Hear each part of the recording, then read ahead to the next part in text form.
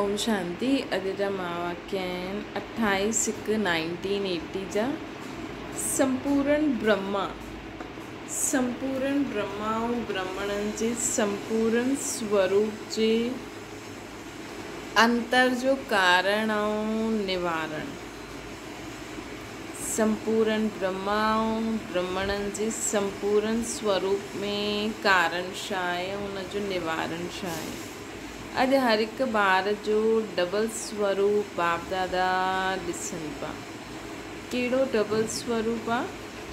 हिकु वर्तमान पुरुषार्थी स्वरूप बाप दादा ॾिठई, ॿियो वर्तमान जन्म जो अंतिम संपूर्ण फ़रिश्तो स्वरूपी पावर ॾिठई। त बाबा अॼु असांजो हाणे अॼु जी स्टेज छा आहे असांजी?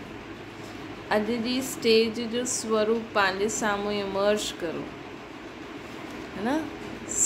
ईअं सोचो भई अॼु मां अगरि शरीर छॾा त मुंहिंजे फ़रिश्ते स्वरूप में केतिरी लाइट हूंदी, केतिरा गुण ज्ञान गुण शक्तियुनि सां मां आत्मा सजी आहियां, ऐं अञा केतिरी मां ॿियो अॼु अगरि असां शरीर छॾूं त केतिरी आहे। ऐं अगरि तव्हांजी कोई इच्छा आहे, मतिलबु कोई पुरुषार्थ उन लेवल ताईं अगरि असांखे पहुचणो आहे, बाबा चईंदा आहिनि न डेट फिक्स करो, त तव्हांखे कंहिं लेवल ताईं पहुचणो आहे, हुन स्वरूप खे बि इमर्ज करो कि अॼु मां शरीर छॾां त एतिरो आहे, ऐं अगरि मां पुरुषार्थ करे ॿियो शरीर छॾां त मुंहिंजे अंतिम संपूर्ण फ़रिश्तो स्वरूप छा हूंदो। ईअं अमृत वेले न बाप दादा जे साम्हूं वेही करे बाबा सां रूह रिहान कंदा करो।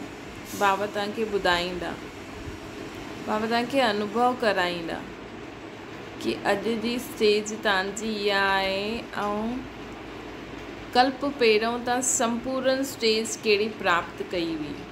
हिन समय हम सो हम जे मंत्र में पहिरियों हम सो फ़रिश्तो स्वरूप, पोइ भविष्य में हम सो देवता रूप, पंहिंजे देव स्वरूप खे बि इमर्ज करो। उहो ॾाढो ईज़ी आहे। जीअं तव्हां में जो संतुष्टा जो गुण आहे त हुन हिसाब सां चओ, मां ॾिसी सघंदा आहियो मां हिन संतुष्टा जो गुण मूं में एतिरो आहे, त हुन हिसाब सां मुंहिंजी संतुष्टा जो रूप कहिड़ो हूंदो, देवी जो रूप। इन करे बाबा चईंदा आहिनि न, चित्रनि खे ख़ासि कर लक्ष्मी नारायण जो चित्र घर में हुजिणो खपे। पूजा करण लाइ न उन्हनि खे ॾिसी ऐं पाण खे ॾिसी। अव्यक्त मम्मा बाबा जो लाइट जो शरीर वारो चित्र हूंदो, उहो बि साम्हूं हुजे। पोइ ख़ुदि जी लाइट ॾिसो, अनुभव करो ब्रह्मा बाबा ऐं मम्मा में केतिरो लाइट जो रूप आहे, उहो अनुभव करो, है न। त बाबा चवनि था हिन समय हम सो हम जे मंत्र में पहिरियों हम सो फ़रिश्तो स्वरूप, पोइ भविष्य में हम सो देवता रूप। अॼु वतन में सभी ॿारनि जे नंबरवार पुरुषार्थ अनुसार जो अंतिम फ़रिश्तो स्वरूप ठहिणो आहे, है न। जो अंतिम फ़रिश्तो स्वरूप ठहिणो आहे, उन रूप खे बाप दादा इमर्ज कई। अञा अंतिम घणा फ़रिश्ता स्वरूप ठहिया आहिनि, हुन रूप खे इमर्ज कई। जीअं साकार ब्रह्मा ऐं संपूर्ण ब्रह्मा, है न। जॾहिं साकार में ब्रह्मा बाबा हुया त संदेशी वेंदी हुई त अव्यक्त वतन में संपूर्ण ब्रह्मा ॾिसंदा हुया उहे, ऐं हेठि साकार। ईअं ई असां बि हाणे साकार हिन दुनिया में आहियूं। हाणे जॾहिं असां अव्यक्त वतन में बाप दादा जे साम्हूं या बाप दादा समान थी करे सर्विस कंदा आहियूं, त उहो रूप कहिड़ो हूंदो आहे न, केॾो दानी महादानी, केॾो सुठो लॻंदो आहे। पोइ जॾहिं हेठि ईंदा आहियूं त वरी दुनियादारी में किथे किथे कुझु गड़बड़ी या ईअं उहो अटेंशन रखो, उहो स्वरूप पंहिंजो बुद्धि में धारण यादि रखो उन हिसाब सां कर्म क्षेत्र में ईंदासीं न त जल्दी डिफरेंस पूरो थी वेंदो। त बाप दादा चवनि था अॼु वतन में सभी ॿारनि जे नंबरवार पुरुषार्थ अनुसार जो अंतिम फ़रिश्तो स्वरूप ठहिणो आहे हुन रूप खे बाप दादा इमर्ज कयूं। जीअं साकार ब्रह्मा ऐं संपूर्ण ब्रह्मा ॿिन्हिनि में अंतर खे ॾिसंदे अनुभव कंदा हुया न कि पुरुषार्थी आहे ऐं इहे संपूर्ण आहे, हुन में छा अंतर हूंदो। ईअं अॼु ॿारनि जे अंतर बाप दादा ॾिसनि पिया।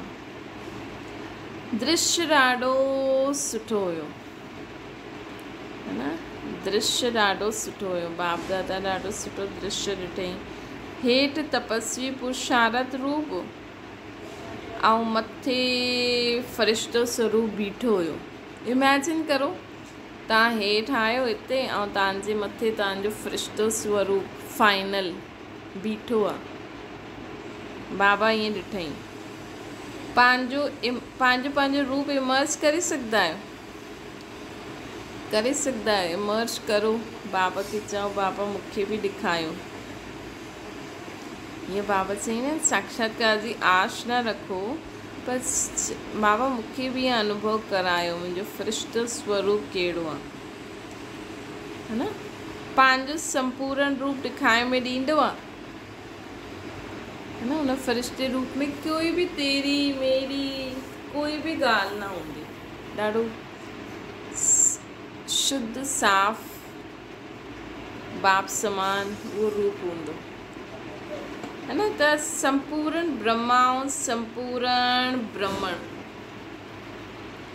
संपूर्ण ब्रह्मा ऐं संपूर्ण ब्रह्मण हर हिकु सम्झंदा आहिनि कि ब्रह्मा ऐं असांजे संपूर्ण रूप में केतिरो अंतर हूंदो, है न। संपूर्ण ब्रह्मा ऐं संपूर्ण ब्रह्मण, ब्रह्मा बाबा जो संपूर्ण रूप ऐं असां ब्रह्मणनि जो संपूर्ण रूप। त हर हिकु सम्झंदा आहिनि कि ब्रह्मा ऐं असांजे संपूर्ण रूप में केतिरो अंतर हूंदो। सम्झी सघंदा आहिनि न ब्रह्मा बाबा जो संपूर्ण रूप ऐं असांजो संपूर्ण रूप। नंबरवार त आहिनि, हुते छा थियो। नंबरवार फ़रिश्ते स्वरूप ॾाढा वॾा सर्कल में राज दरबार जे रूप में इमर्ज हुया।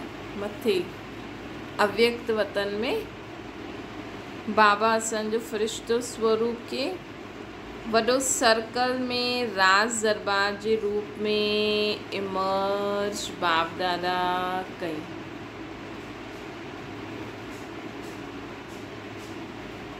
लाइट जे शेड में अंतर हुयो। जे ब्रह्मा बाबा जे शरीर मां जो लाइट निकिरे पई ऐं बाक़ी संपूर्ण स्वरूप वारी आत्माउनि मां जो लाइट निकिरे पई, उन में बाप दादा अंतर ॾिठईं, है न। त कोई विशेष चमकदो वो रूप हुयो, कोई मध्यम प्रकाश जो रूप हुयो, लेकिन विशेष अंतर मस्तक जे विच चमकदी हुई मणि जे रूप में आत्मा जो हुयो। छोकी आत्मा मां ई लाइट निकिरंदी न, त सोचो असांजी आत्मा मां लाइट निकिरंदी, उन हिसाब सां असांजो फ़रिश्तो स्वरूप हूंदो। वो लाइट जो शरीर उन हिसाब सां ठहींदो न। त बाबा चवनि था कंहिंमें विशेष चमकंदो हुयो, कंहिंमें मध्यम प्रकाश हुयो, कंहिंमें विशेष अंतर, लेकिन उन्हनि जो जेको लाइट में अंतर हुयो वो के कारण हुयो, मस्तक जे विच चमकदी हुई मणि जे रूप में आत्मा जो हुयो। विशेष अंतर मस्तक जे विच चमकदी हुई आत्मा मणि जे रूप में जो आत्मा चमके थी उन जो हुयो। त इमेजिन करो, बाबा खे यादि करे असां ॾिसूं कि असांजी आत्मा मां केतिरी लाइट थी निकिरे, असांजी आत्मा मां केतिरी लाइट थी निकिरे। कंहिंजी चमक ऐं लाइट जो विस्तार अर्थात लाइट फैलियल हुई, ज़्यादा हुई, है न। कंहिंजी चमक ऐं लाइट जो विस्तार अर्थात लाइट फैली हुई ज़्यादा हुई। कंहिंजी चमकदी हुई लाइट हुई लेकिन फैली हुई नहीं। फैलदी कीअं? तव्हांजी आत्मा मां जो लाइट निकिरे थी वो फैलदी कीअं? जीअं जीअं असां ख़ुदि खे आत्मा सम्झी बाबा खे यादि कंदासीं न, वो पूरी विश्व खे लाइट में ॾींदासीं, है ना। पूरी विश्व के लाइ असां सोचदासीं कि सभी शांत थी वञनि, सभी सुखी थी वञनि, सभी शुद्ध आत्मायूं थी वञनि, सभी पवित्र आत्मायूं थी वञनि, सभी बाप समान थी वञनि, सभिनि जा सभु दुख दूर थी वञनि। कोई बि तव्हांजे मन में कंहिंजे लाइ बि वैर न हुजणो खपे कि हिन मूंसां ईअं कयो अथई। छोकी असां जॾहिं मन सां सेवा कंदा आहियूं न त उहा आत्मायूं असांजे विच में ईंदियूं आहिनि, जीअं उहा रुकावट आहे न। असां त चऊं था उहा आत्मायूं बि जंहिंजे लाइ अगरि असांजे मन में कुझु आहे अहिड़ो कि ये ख़राबु, ये अहिड़ो, ये वेड़ो, ये किनो, ये फलानो फलानो, ये ईअं कंदी आहे, ये जादू टोना कंदी आहे, ये उल्टा सुल्टा कम कंदी आहे, अगरि असांजे मन में ईअं हूंदो न त जीअं उहा आत्मा रुकावट विझंदी। त हीअ संकल्प करो सभिनि आत्माउनि खे शांती थी मिले। त कोई तव्हांजे साम्हूं पूरी विश्व जी आत्माउनि खे बाप दादा द्वारा लाइट पॉइंट मिले थी, या कोई ॿियो कुझु आहे विच में, ॿियो कोई आत्मा तव्हांजे साम्हूं अचे थी, या मोहवश ईंदी, या घृणा नफ़रत हूंदी तो ईंदी, उहो बि अचे न त चओ हिननि जो बि भलो थिए, सभी खे सुख शांति ख़ुशी मिले, सभी आत्मायूं मुक्ति जीवन मुक्ति जो वरसो बाप दादा खां सभिनि खे जल्दी जल्दी मिली वञे। त बाबा ॾिठईं कंहिंजी चमक ऐं लाइट जो विस्तार अर्थात लाइट फैली हुई ज़्यादा हुई, कंहिंजी फैली हुई न हुई। अगरि असां पंहिंजे ताईं रहंदासीं, मां शांत आत्मा आहियां, मां सुखी आत्मा आहियां, मां शक्तिशाली आत्मा आहियां, अगरि असां सोचदासीं सिर्फ़ु कि न घर जो वातावरण हिकदमि शुद्ध थी वञे, अगरि असां पंहिंजे लाइ सोचदा आहियूं त असां ताईं लाइट रहंदी, अगरि घर वारनि ताईं घर ताईं त तव्हांजे घर ताईं लाइट फैलंदी, अगरि तव्हां सोचदा पूरे मोहल्ले में, पूरे शहर में, पूरे इंडिया देश में लाइट, त तव्हांजी लाइट हुन हिसाब सां फैलंदी वेंदी आहे। त हाणे कॾहिं बि योग करो, कॾहिं बि छा सॼो ॾींहुं यादि रखो, सॼो ॾींहुं असांखे बाबा खे यादि करे कर्म करिणो आहे, ऐं सिर्फ़ु इहो संकल्प करो कि बाबा जी लाइट पूरे विश्व में फैले थी, जंहिंखे जो मदद खपे उहो मिले थी। या कोई और संकल्प भी करे सकदा आहियो, है ना। बाप दादा सभी ऐं कंहिंजी कम हुई, कंहिंजी त फैली हुई न हुई, कंहिंजी कम हुई। बाप दादा सभु ॿारनि जे अंतर खे चेक कई त ॾिठईं यंत्र जी स्पीड तेज़ आहे, पुरुषार्थ ऐं संपूर्णता ॿिन्हिनि में समानता जो अंतर ज़्यादा ॾेखारे मिले थो।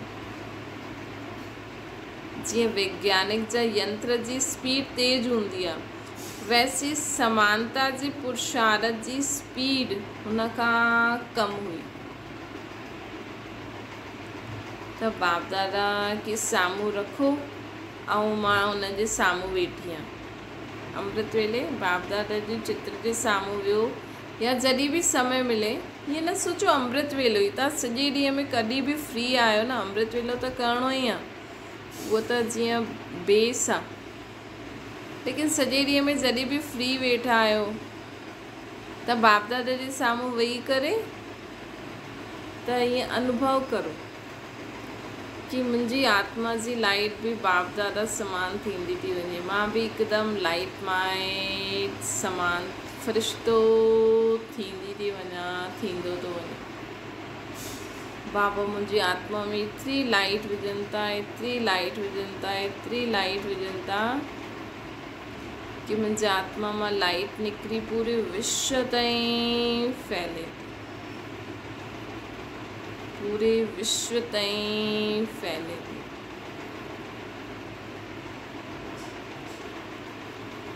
त हीअं पुरुषारथ करो। अगर तव्हां वटि चित्र न आहे त असां बुद्धि बल द्वारा इमेजिन करो, है ना। चाहे शिव बाबा जी लाइट मुंह में अचे थी ऐं पूरे विश्व में फैले थी, या बाप दादा जे साम्हूं वेहो त हीअं करे बाबा अॼु ॾिठईं कि हाणे साकार में ॿार ऐं अव्यक्त रूप में ॿारनि में डिफरेंस छा आहे। बाप दादा जी रिज़ल्ट जे मथां रोहरियान हले पई कि एतिरो अंतर छो आहे।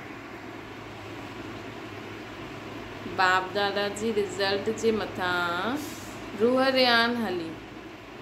इन खां पहिरियों बाबा चवनि था सिर्फ़ु ग्रहण न, गुण ग्रहण करो। अॻियां बाबा चवनि था बाप दादा जी रिज़ल्ट जे मथां रोहरियान हली कि अंतर छो। त ब्रह्मा बाबा चई मुंहिंजा सभी ॿार नॉलेजफुल आहिनि, मुंहिंजा सभी ॿार नॉलेजफुल आहिनि। शिव बाप नॉलेजफुल सां गॾु त्रिकालदर्शी भी आहिनि। ब्रह्मा बाबा चई मुंहिंजा सभु ॿार नॉलेजफुल आहिनि। शिव बाबा चई कि नॉलेजफुल सां गॾु त्रिकालदर्शी भी आहिनि। वरी शिव बाबा एडिशन कई कि मुंहिंजा ॿार त्रिकालदर्शी भी आहिनि। सम्झण ऐं सम्झाइण में ॾाढा ई होशियार आहिनि। सम्झण ऐं सम्झाइण में ॾाढा ई होशियार आहिनि। बाप खे फॉलो करण में भी होशियार आहिनि। बाप खे फॉलो करण में भी होशियार आहिनि। इन्वेंटर भी थी विया, क्रिएटर भी थी विया, बाक़ी छा रहियो? आयो न तव्हां, नॉलेजफुल भी आयो, त्रिकालदर्शी भी आयो न। हिकु ॻाल्हि खे टे कालनि सां अनुभव करे सघंदा आहियो न। हाणे कि हाणे अगरि असां कुझु भी चईंदासीं त छा छा थी सघंदो आहे। पहिरों जो परिणाम हाणे चईंदासीं त फ्यूचर छा हूंदो। त्रिकालदर्शी आयो न, थी सघंदा आहियो न। त बाबा चवनि था सम्झण ऐं सम्झाइण में भी होशियार आहियो, कंहिंखे भी सम्झाए सघंदा आहियो न। बाप खे फॉलो करण में भी होशियार आहियो। इन्वेंटर भी थी वियो, क्रिएटर भी थी वियो, बाक़ी छा खपे जो अंतर थी वियो। इन जो कारण छा आहे? कारण त ॾाढी नंढी सी ॻाल्हि हुई। ब्रह्मा बाबा चई ॿारनि जी ग्रहण करण जी शक्ति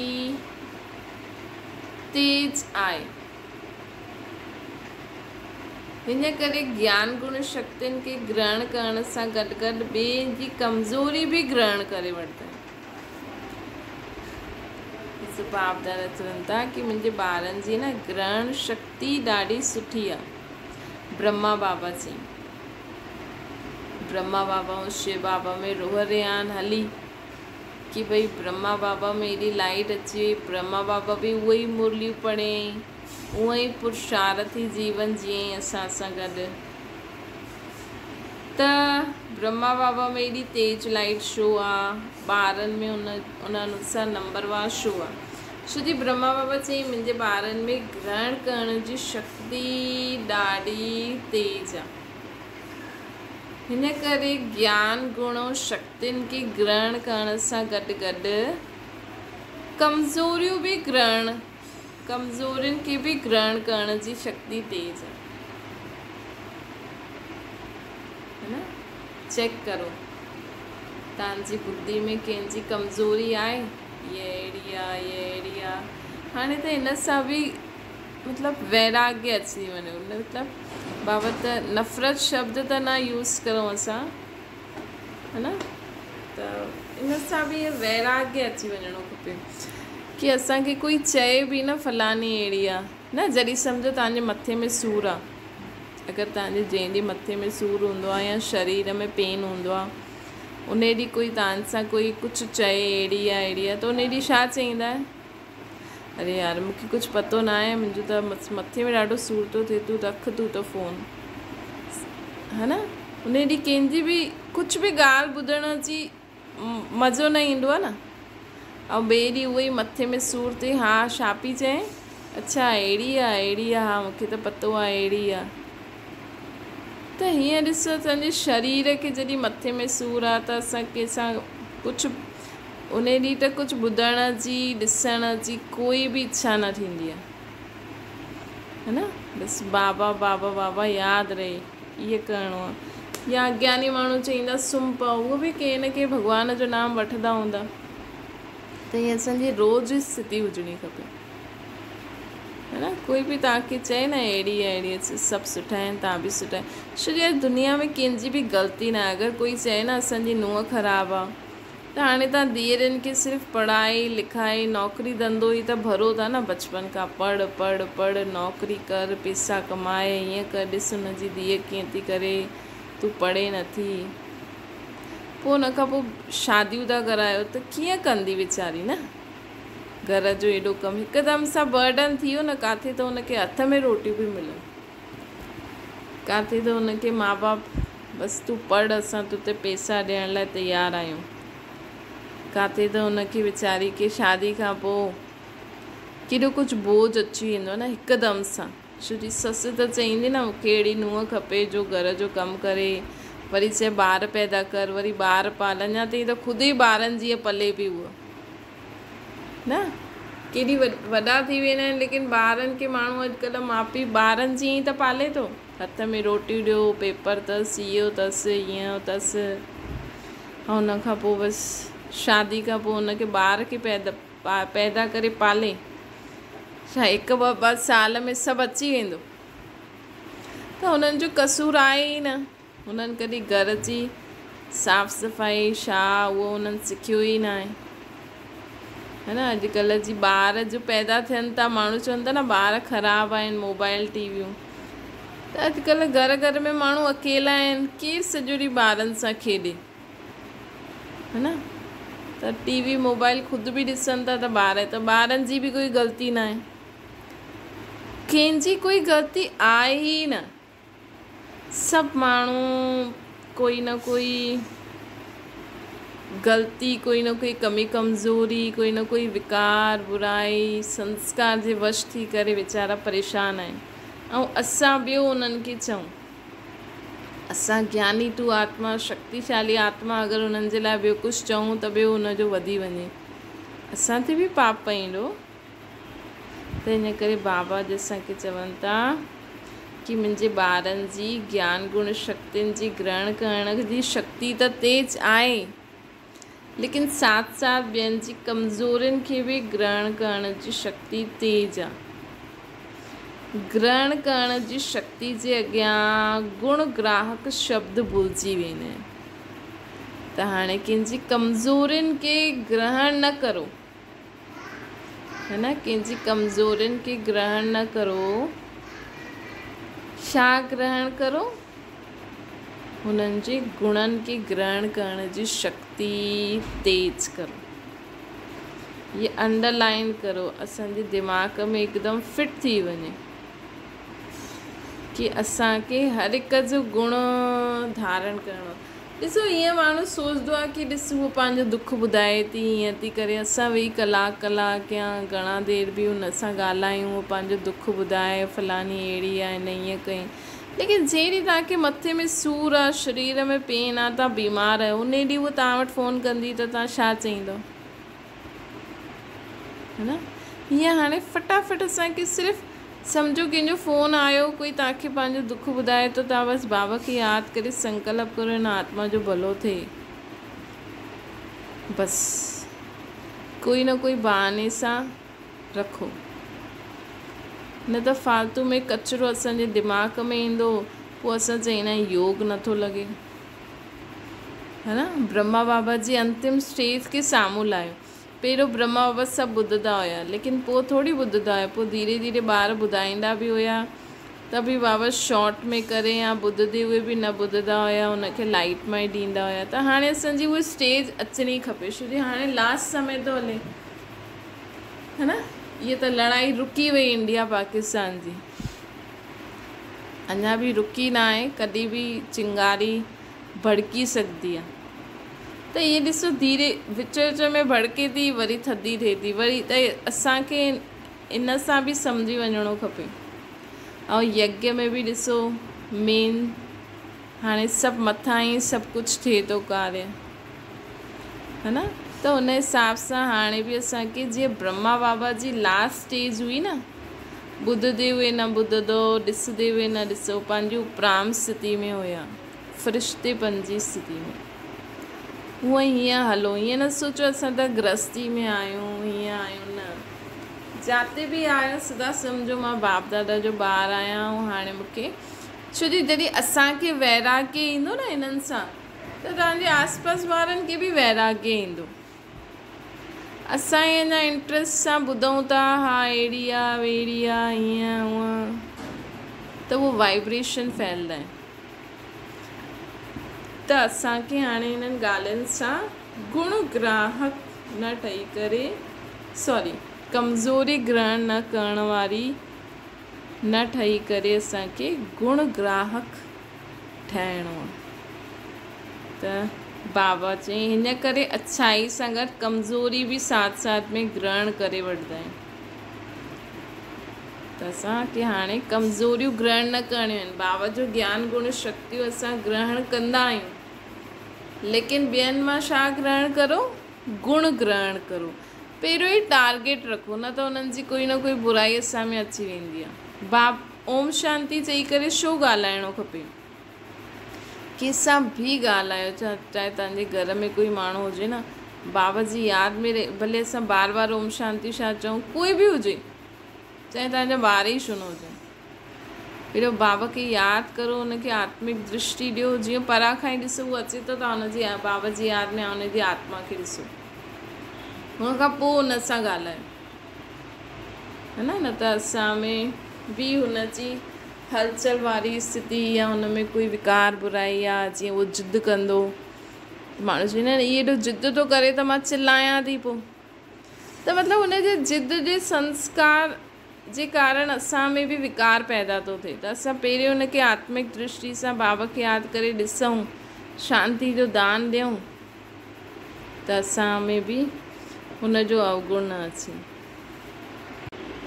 त बाबा चवनि था कि इन करे अच्छाई सां गॾु कमज़ोरियूं बि साथ में ग्रहण करे वठंदा आहिनि। पोइ छा कंदा आहिनि, पोइ हिकु खेल हुते इमर्ज थियो। बाबा वतन जो सीन ॿुधाइनि पिया, जो हिते तव्हांजी प्रदर्शनी में हिकु चित्र बि आहे न, तव्हांजो चित्र ॿिए लक्ष्य सां आहे, लेकिन रूपरेखा उहा ई आहे। उहो चित्र आहे शांति जो दाता केर, है न, वो चित्र आहे शांति जो दाता केर, कोई हिकु चित्र हूंदो। अहिड़ी रूपरेखा सां कुझु ॿार इमर्ज थिया। पोइ छा थियो, कोई हिकु ॻाल्हि जी कमज़ोरी पहिरें नंबर में खड़े हुए ॿार ॿुधाई, इहा ॻाल्हि तीव्र पुरुषार्थ जे हिसाब सां ठीकु न आहे। वतन में हिकु खेल इमर्ज थियो, हुन में हिकु ॿार ईअं ॿुधाई, उथी करे ॿुधाई कि बाबा इहा कमज़ोरी जी ॻाल्हि पहिरें नंबर में खड़े हुए ॿारनि ॿुधाई कि इहा ॻाल्हि तीव्र पुरुषार्थ जे हिसाब सां ठीकु न आहे। त छा थियो, उन्हनि इशारो कयो कि ॿिए जी तरफ़ कि इहा मुंहिंजी ॻाल्हि न आहे, लेकिन हिन जी ॻाल्हि आहे। त कंहिं चयईं कि न, मूं में त इहा ख़राबी न आहे, इहा हिन में आहे। ॿिए चयईं टे बि हीअं कयो, तॾहिं मां कयो। पोइ जंहिंजी कमज़ोरी हुई न, हुन चयईं मां न, हुन ईअं कई त मां कयो। चौथे चयईं इहे त महारथी बि कंदा आहिनि। मतिलबु हिकु कमज़ोरी कंहिं ॿुधाई कि इहा कमज़ोरी आहे, त हुन इशारे कई ॿिए तरफ़। हुन चयईं कि हिन ईअं कई त मां बि कयो। हुन चयईं अरे, ॿिए चयईं, पोइ ॿिया कंहिं उथिया हूंदा ग्रुप मां, हुन चयईं अरे इहे त महारथी बि कंदा आहिनि। पंजे चयईं संपूर्ण केरु ठहियो आहे अञा, जीअं सम्झो तव्हां ग्रुप में वेठा आहियो, तव्हां कंहिंजी कमज़ोरी ॾिठी, तव्हां चयो भई हीअ कमज़ोरी न तीव्र पुरुषार्थ जे लाइ सुठी न आहे। त कंहिं चए न मुंहिंजी न, हुनजी आहे। त हुन चयईं मां हीअं कयो छो जो हिन हीअं कई। वरी हुनजे जंहिं बि कारण ते हुन चयईं कि अरे महारथी बि ईअं कंदा आहिनि। पोइ ॿिए कंहिं चयईं कि अरे केरु संपूर्ण ठहियो आहे, मतिलबु तव्हां हिकु ग्रुप में ईअं आयो ऐं तव्हां ईअं चओ था, मतिलबु आहे कमज़ोरी, लेकिन असां छा था चऊं कि अरे अञा त सभिनि में ई आहे, संपूर्ण केरु ठहियो आहे। पोइ के चई इहो त थींदो ई रहंदो आहे। पोइ ईअं 7 नंबर ॿार चई कि 7 नंबर चई पोइ त संपूर्ण थी करे सूक्ष्म वतन में हली वेंदासीं। पोइ कोई ईअं ॻाल्हियूं पिया कनि, सम्झो तव्हां 10-12 ॼणा आहियो त बाबा 10-12 ॼणनि जी अलॻि अलॻि ॻाल्हियूं ॿुधाइनि था कि ॿार छा चईंदा आहिनि कि अरे असां अगरि हाणे संपूर्ण ठही वियासीं त असां सूक्ष्म वतन में पहुची वञूं हा। लेकिन बाबा त असांखे चए थी बहुत काल जो हिते संपूर्ण स्थिति जो असांखे अनुभव करिणो आहे। उन ॾींहुं बाबा चई न पॉलिश बि करे वठो, सिर्फ़ु निमित मात्र अंत में हिकु पॉलिश लॻाइणी आहे असांखे, सिर्फ़ु निमित मात्र हिकु पॉलिश लॻाइणी आहे। उहो बि छा लॻाइणी आहे, अंत में दाता ठही वेंदासीं त असांजी पॉलिश थींदी रहंदी। 8 नंबर चई बाप दादा खे इशारो ॾिनई करिणो त खपे, लेकिन संगठन आहे न चाहींदे उहे बि कुझु करे वठंदा आहियूं। ईअं पुरुषार्थ जी ॻाल्हि हिक ॿिए जे मथे ॾिसंदे रखंदे हुए ॻाल्हि ई बदिली वई। पोइ कंहिं चई बाप दादा जी तरफ़ इशारो छा कयईं कि बाबा तव्हां जो चईंदा आहियो उहो करिणो त आहे, लेकिन संगठन आहे न त न चाहींदे बि करे वठंदा आहिनि। जीअं बाबा त चईंदा आहिनि ॿाहिरां जी न खाओ, पर बाबा ईअं बि चईंदा आहिनि लाचारी में खाओ। त हिन ई ॻाल्हि खे माण्हू अलॻि अलॻि रीति सां खणी पोइ खाई वठंदा आहिनि, भले बिना लहसुन प्याज जी खाइनि, लेकिन खाई वठंदा आहिनि। त पोइ बाबा चई ॿार चईंदा बाबा सभु खाइनि पिया त असां बि खाई छॾियो न। जीअं बाबा चईंदा न ॿाहिरां जी चीज़ूं न खाओ। जी सम्झो अगरि भोग में भोग ठहियो, हाणे भोग में बि ॾिसो उतां जी दीदी या कोई निमित पंहिंजी सम्झ सां सोचे कि कोई न इहे त वेजिटेरियन ई आहे, इहे त खाए बि इहे कीअं घरु ठाहिबो, हलाल ॾियूं था, है न। भोग डिसाइड त दीदी ई कंदी न। तव्हां त चईंदा भोग में मिलियो बाबा जो प्रसाद, बाबा जो, ऐं घर में त असां खणी न अचूं न। गृहस्थी वारा त बि सोचे सम्झी कंदा आहिनि, भई सेंटर ते त माण्हू चईंदा आहिनि न इहे बि ठाहियो इहे बि ठाहियो। त ॾाढी सारी अॼुकल्ह थी वियो आहे, पहिरियों न थींदो हुयो। किथे किथे अगरि तव्हां सेंटर ते बि ॾिसो त इहे कोई उहो न आहे, ॾिसो हर हिक जी धारणा आहे न। हर हिकु बाबा खे यादि करे पोइ जीअं बि करे, लेकिन तव्हांजे मथां आहे हाणे तव्हां कीअं था करो, है न। जीअं सम्झो कोई बिस्किट वारो या इहे सभु जो बि चीज़ूं अॼुकल्ह मिलंदियूं आहिनि न, हा चलो ठीकु आहे, उहो बाबा जो कोई ॿारु ठही वियो त हुनजी फैक्ट्री में ठहींदी आहे त उहो वठी ईंदा आहिनि। या अहिड़ी कई चीज़ूं हूंदियूं आहिनि जंहिंजे बिना बि असां ॾाढो कुझु करे सघंदा आहियूं। पर कंहिंखे लॻंदो आहे न परफेक्ट आहियूं त ॿाहिरां जी इहे चीज़ूं बि वठी करे विझी छॾंदा आहिनि, ठहियल न रॉ वठी करे पोइ उहो विझी छॾंदा आहिनि। त असां त सोचंदासीं भई सेंटर ते भोग ठहियो, अच्छा सेंटर वारी दीदी इहे बि वठी, असां त सोचो न पोइ पंहिंजे घर में बि वठी करे ठाहींदा आहिनि। त ईअं न ॾाढी मिक्स चैरिटी वारी ॻाल्हि थी वेंदी आहे। त हिन सां कॾहिं कॾहिं असां पोइ अलबेला बि थी वेंदा आहियूं। जेतिरो थी सघे न असांखे साधो भोजन ई खाइणो है न। अहिड़ी चीज़ुनि जी असां न त आदत विझूं, हा चलो सेंटर ते भोग ठहींदो आहे, जो बि ठहींदो आहे चलो ठीकु आहे, बाबा जी यादि में खायो त ठीकु आहे, न खायो त तव्हांजी मर्ज़ी। कंहिंजी ॾाढा ई स्ट्रिक्ट रूल बि हूंदा आहिनि न हिन में त इहो बि विधियलु हूंदो, इहो बि विधियलु हूंदो। त ॿार चईंदा आहिनि बाबा संगठन हुयो, सभु खाइनि पिया त मां बि खाई छॾियो। त इहे बि सोने जी जंजीर आहे न, है न। इहे बि सोने त असांखे हर ॻाल्हि में पुरुषार्थ में पहिरियों मां, है न। पहिरियों पंहिंजी बाबा जी जेकी धारणायूं आहिनि न तव्हांजी पकी करे हलो। जेका बाबा चईंदा आहिनि मूरी बि न खाइणी खपे, पर कई ॿार चईंदा आहिनि न मूरी खाए बि आहे, हिन सां ईअं थींदो आहे। त मधुबन में या किथे खेती में मिलंदी बि हूंदी, पर बाबा जॾहिं साकार में हुया न त हुन समय जा नियम जीअं हाणे फंक्शन थींदा आहिनि न, इहे सभु थोरी थींदा हुया पहिरियों। इहे त धीरे धीरे माण्हुनि एडिशन, हाणे ॾिसो समर्पण कंदा आहिनि, समर्पण हाणे शिव बाबा खे, लेकिन ईअं धीरे धीरे भई ठीकु आहे सेवा आरती करनि था, लेकिन कंदा त आहिनि न। ईअं दीरियूं बीरियूं तयारु थी वेंदियूं आहिनि, पोइ शिवलिंग ते माला पाए ईअं कनि त थोरो भक्ति मार्ग जो उहा अची वेंदी आहे, है न। त असां ठीकु आहे जंहिंखे वणे थो करो, है न। बाबा ईअं मना न कंदा आहिनि, चलो तव्हां सेवा भाव जे लाइ करो था, लेकिन तव्हां पंहिंजे अगरि तव्हांखे ठीकु नथो लॻे, है न, तव्हांखे लॻे थो समर्पण मतिलबु पंहिंजी बुद्धि खे बाबा जे अॻियां समर्पित करिणो आहे न, त असां इन सभिनि में बि छो फसूं।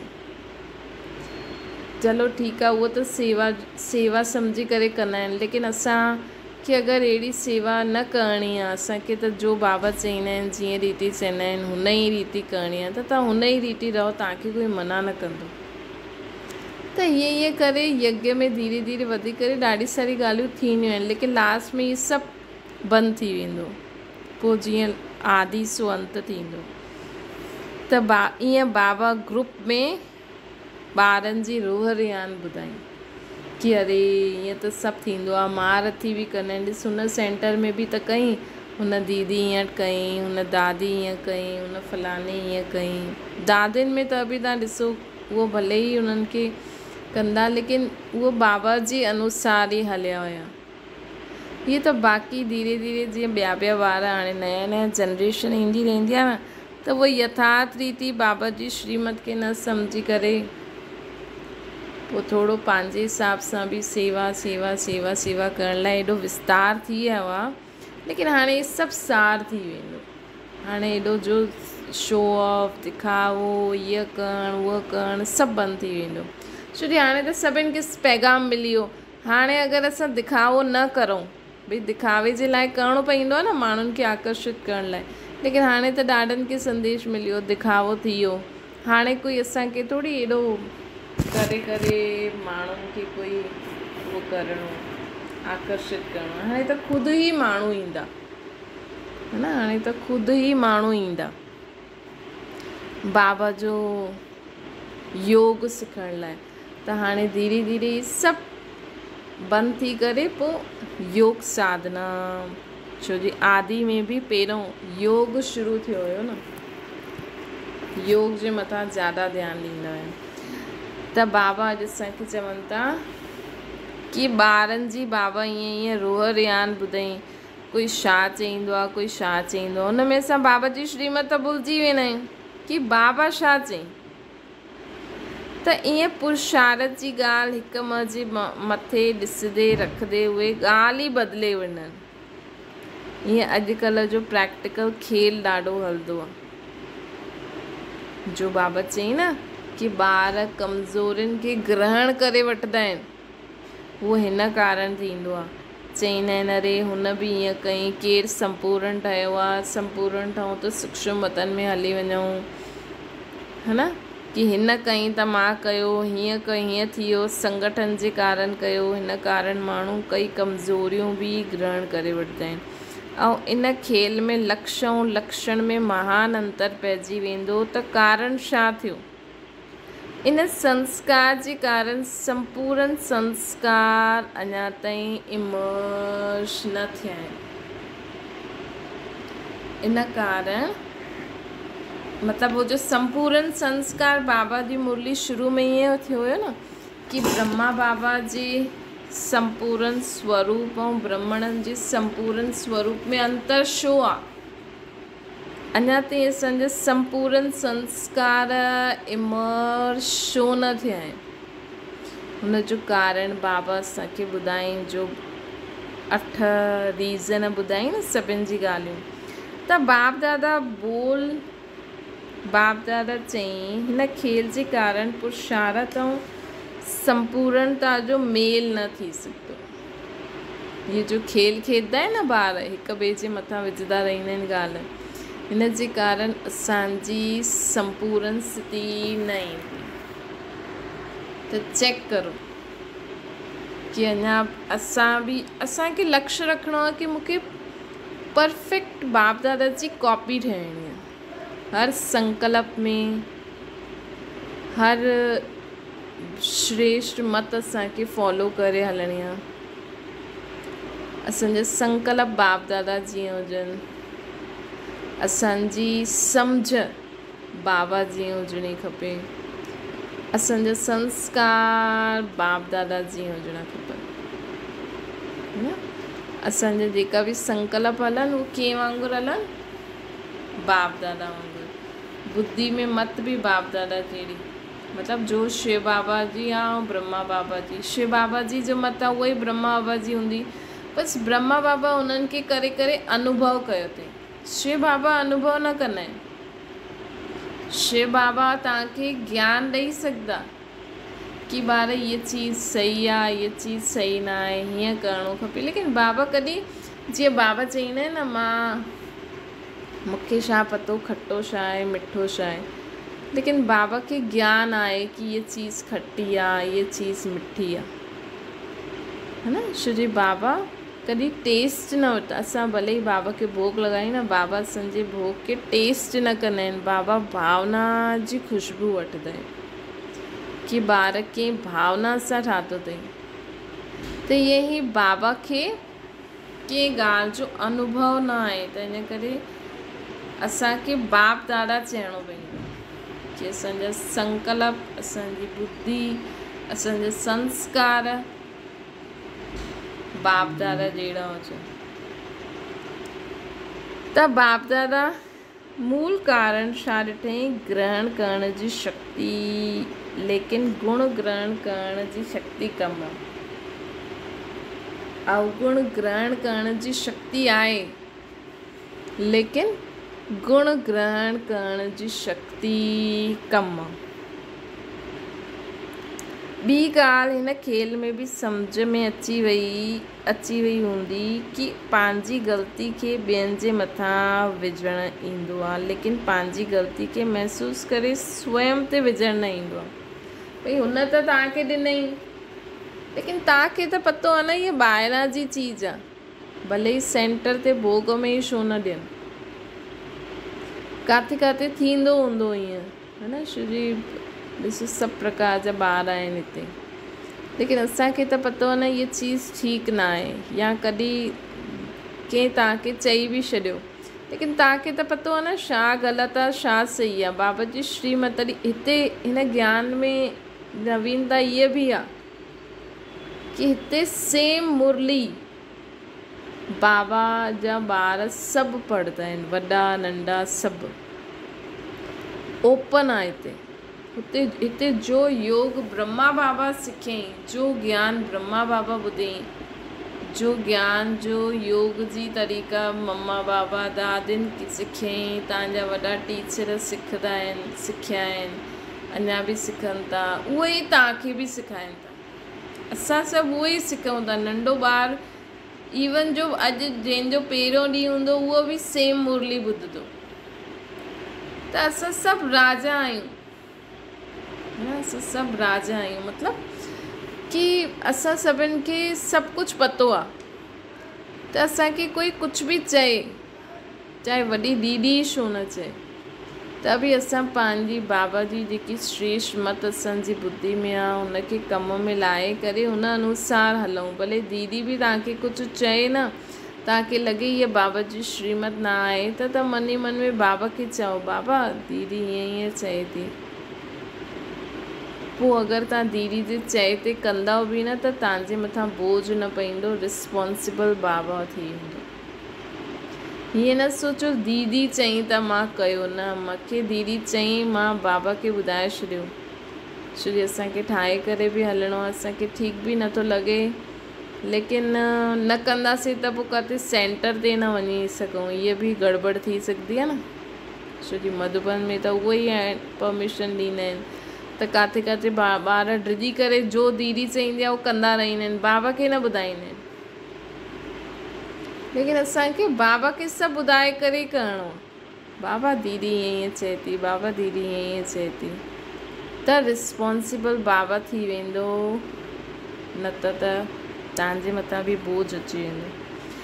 त बाबा चवंदा आहिनि की हिन करे भले दीदियूं आहिनि, भले वॾियूं असांजी दीदियूं आहिनि, लेकिन बाबा चवंदा आहिनि न की नंबर त पंहिंजी सम्झ अनुसार असां हलंदासीं, जो सेवा कंदासीं। अगरि किथे किथे थी बि वेंदो आहे न, असां सभु स्टूडेंट आहियूं। असां जेके दीदियूं चऊं था उहे बि स्टूडेंट आहिनि, उहे बि पुरुषार्थी आहिनि। कॾहिं उन्हनि खां सम्झ सां ग़लती थी बि वेंदी आहे, लेकिन अगरि असां समझदारी ॾेखारींदासीं, अगरि असां बाबा खे ॿुधाईंदासीं, या अगरि दीदी तव्हांजी ॿुधे, या तव्हांखे लॻे मां दीदी खे चई सघंदी आहियां, त उहा बि दीदी बि बची वेंदी। किथे किथे माया पकड़े वठंदी आहे न, कंहिंखे बि पकड़े सघंदी आहे माया, लेकिन असां सावधान थी करे हलूं त माया कुझु न करे सघंदी असांजो।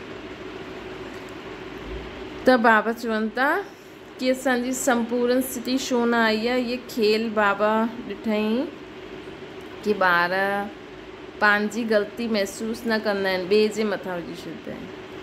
इन करे बाप दादा चयईं कि नॉलेजफुल आहियो, छुड़ाइण में होशियारु आहियो, लेकिन स्वयं खे बदिलण में कमु आहियो। नॉलेजफुल त थी आहियूं असां, इहा ॻाल्हि ठीकु न आहे, इहा ॻाल्हि ठीकु आहे। हिन करे बाबा उहो त चईंदा आहिनि, लेकिन ख़ुदि खे छुड़ाइण में होशियारु आहियो, ख़ुदि खे छुड़ाइण में होशियारु आहियो, लेकिन स्वयं खे बदिलण में घटि आहे, स्वयं खे बदिलण में घटि आहे। ॿियो बि हिकु कारण निकितो, बाबा चई ॿियो बि हिकु कारण निकितो। उहो छा थियो, जंहिं कारण सां प्रत्यक्षता थियण में कुझु देरी पइजे थी। बाबा चवनि था ॿियो बि हिकु कारण निकितो। उहो छा कारण आहे, जंहिं कारण सां प्रत्यक्षता थियण में कुझु देरी पइजी वई। स्वचिंतक ऐं शुभचिंतक ठहो, बाबा चवनि था। त उहो कारण बाबा ॿुधाइनि था कि स्वचिंतन, स्व जे प्रति स्वचिंतक, ॿियनि जे प्रति शुभचिंतक। स्व जे प्रति स्वचिंतक, ॿियनि जे प्रति स्वचिंतन करणो, ॿियनि जे प्रति शुभचिंतक ठहिणो। स्वचिंतन अर्थात त बाबा प्रत्यक्षता थियण में देरी छो थी थिए, शुजी स्वचिंतन ऐं शुभचिंतक न आहे। स्वचिंतन अर्थात मनन शक्ति ऐं शुभचिंतक अर्थात सेवा जी शक्ति। त स्वचिंतन करण सां छा थींदो आहे, असांजी मनन शक्ति वधंदी आहे। अॼु ॾिसो बाबा केॾी सारी सुठी साकार मुरली में असां त रोज़ ई ईंदा आहिनि, त साकार मुरली न जीअं समुद्र जी लहरियूं हूंदियूं आहिनि, ईअं हूंदियूं आहिनि। बाबा हाणे परमधाम जे बारे में ॿुधाईंदा, हाणे अव्यक्त वतन, हाणे संगम युग, है न। त स्वचिंतन में ॾिसो बाबा असांखे, ऐं आत्मा जी त केॾो सुठो स्वचिंतन आहे कि हिकु आत्मा में 84 जन्मनि जो पाठ वॼियल आहे। हिकु आत्मा ई पतित थींदी आहे, ऐं पतित थी करे बाबा खे चईंदी आहे, बाबा अचो मां पतित थी वई आहियां, मूंखे पावन ठाहियो। त इमेजिन करो, असां त अञा ताईं भक्ति मार्ग में सोचूं पिया कि शरीर चईंदो आहे कि बाबा मूंखे भॻवान, हे भॻवान मूंखे ॾाढो दुख थो थिए, असां त शरीर सम्झी करे चईंदा हुआसीं। लेकिन हाणे इमेजिन करो इन ई ॻाल्हि खे कि अंतरात्मा वीचारी ॾाढी दुखी, परेशान, पतित थी वेंदी आहे, ऐं उहो पुकारदी आहे, हे पतित पावन बाबा, हे सुख जा सागर बाबा, अचो मूंखे पावन ठाहियो, मूंखे हिन विकारनि सां छुड़ायो, मूंखे सुख ॾियो, शांति ॾियो, ख़ुशी ॾियो, प्रेम ॾियो, हीअं पुकारदी आत्मा। त इमेजिन करो, है ना, कोई बि तव्हांजे साम्हूं अचे दुख, तव्हांखे ॿुधाए कि मूंखे हीअ दुख आहे, तव्हां त हुनजी शिकिल ॾिसंदव न। हाणे त न ॾिसंदव, हाणे अगरि तव्हां अभ्यास कंदा हूंदव त न ॾिसंदव। हुन समय हुनजी आत्मा खे ॾिसो कि हुनजी आत्मा केॾी दुखी आहे वीचारी, है ना, हुन दुख सां निकिरी नथी सघे, जे चाहींदे हुए बि नथी निकिरी सघे, है ना। हिकु आत्मा हुन दुख खे नंढो खणी करे उहो भुलिजणु चाहींदी आहे, लेकिन माण्हू हुनखे हुन नज़र सां ॾिसंदा आहिनि जीअं हुनजे मथां उहो कोई दुख ॾाढो पहाड़ जहिड़ो थी वियो। लेकिन उहो पंहिंजे पाण खे उन दुख सां कढण लाइ ॾाढो आसानी सां ईज़ी ॻाल्हियूं सोचे थी, कोई ॻाल्हि कोन्हे, सभिनि सां ई त थिए थो, इहे मुंहिंजा कर्म आहिनि, हीअं आहिनि। लेकिन माण्हू हुनखे वीचारो करे हुन दुख जी नज़र सां ॾिसी करे हुनजे दुख खे वधाइनि था, जीअं ॿियो हुन दुख जे बंधन में ॿधनि था। इहे इमेजिन करो, ऐं पोइ बाबा ईअं सोचो कि बाबा जी शक्ति सां उहा आत्मा शक्तिशाली थींदी थी वञे, हुनजा सभु दुख दूर था थींदा वञनि, उहा आत्मा सुख स्वरूप थींदी थी वञे, स्वतंत्र थींदी थी वञे, परमात्मा जी चित्र छाया में ईंदी थी वञे। त इहे ॾिसो केॾो सुठो पॉइंट आहे। त ईअं सुबुह सुबुह जो जेको साकार मुरली असां ॿुधा आहिनि, हुन में कोई न कोई पॉइंट कढी करे मनन कंदा करो। मनन शक्ति, स्वचिंतन मतिलबु मनन करो, हिन सां असांजी मनन शक्ति बि वधंदी, व्यर्थ चिंतन बि ख़तमु थींदो। अॼु बाबा केॾो सुठो पॉइंट चयईं कि योगी केरु हूंदो आहे, जो पंहिंजी दृष्टि सां ई शांत करे छॾे। त इहे बि तव्हां अॼु अभ्यास करो। अॼु कोई बि चिल्लाए, ज़िद करे, रोए विड़े, साम्हूं न त टीवी में त माण्हू विड़नि ई था, मतिलबु किथे न किथे। तव्हां ईअं उन्हनि खे दृष्टि सां उन्हनि खे शांति जो दान ॾियो। त इन रीति सां असां बाबा जे ज्ञान खे मनन चिंतन करे हुनखे प्रयोग में लाए करे पंहिंजी शक्ति खे वधायूं। शुभ चिंतक अर्थात सेवा जी शक्ति, ॿियनि जे लाइ शुभ चिंतक ठहो। सम्झो कोई विड़नि था, तव्हां चओ इहे शांत आत्मायूं आहिनि, हुन समय त इहे थींदो न, अलाए छो था विड़नि, इन सभिनि संकल्प में वञिणो ई न आहे, बसि सभु शांत आहिनि, सभु शुद्ध आत्मायूं आहिनि। बसि तव्हांजे कननि में ज़ोर सां आवाज़ अचे थी, विड़नि था, तव्हांखे संकल्प बि न करिणो आहे, अलाए छा था करनि, अलाए छा था फिटी करनि, अलाए ईअं फालतू न, शांत। तव्हां वेठा ॿिए कमरे में आहियो, तव्हां वेठा अंदरि आहियो, ॿाहिरि लड़ाई थी थिए, तव्हां चओ शांत।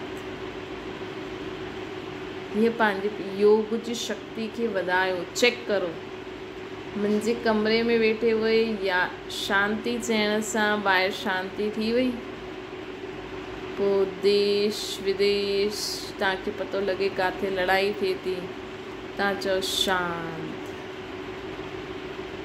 ये अभ्यास करो, ये पंहिंजी शुभ चिंतक सेवा जी शक्ति खे इन में वधायो। त प्रत्यक्षता थियण में देरी छो थी थिए? बाबा चई श्री ॿार शुभ चिंतन में न रहंदा आहिनि, शुभ चिंतक अर्थात पंहिंजी आत्मा जी शक्ति खे सेवा में न लॻाईंदा आहिनि। त इहे अभ्यास करो। अच्छा, बाबा चवनि था वाचा जी सेवा में पहिरियों शुभ चिंतक भावना सां जॾहिं धरती खे तयारु न कयो, तेसिताईं वाचा जी सेवा जो बि फल न निकिरंदो। वाचा जी सेवा खां पहिरियों शुभ चिंतक भावना सां, है ना, जाते भी तव्हां कोई सेवा करो न, चाहे पंहिंजे घर में, चाहे ॿाहिरि, चाहे काथे बि, जाते तव्हांखे वाचा सेवा करणी आहे, या सम्झो तव्हां काॾे वञो था त घर वञण खां ओॾे वञण खां पहिरियों ई हुन जॻह खे न सकाश ॾींदा करो। चाहे तव्हां शादी में वञो था, काथे बि वञो था, हुन जॻह ते बाबा जी किरनियूं फैलाईंदा करो। त छा थींदो, उहा जॻह शुद्ध थींदी वेंदी।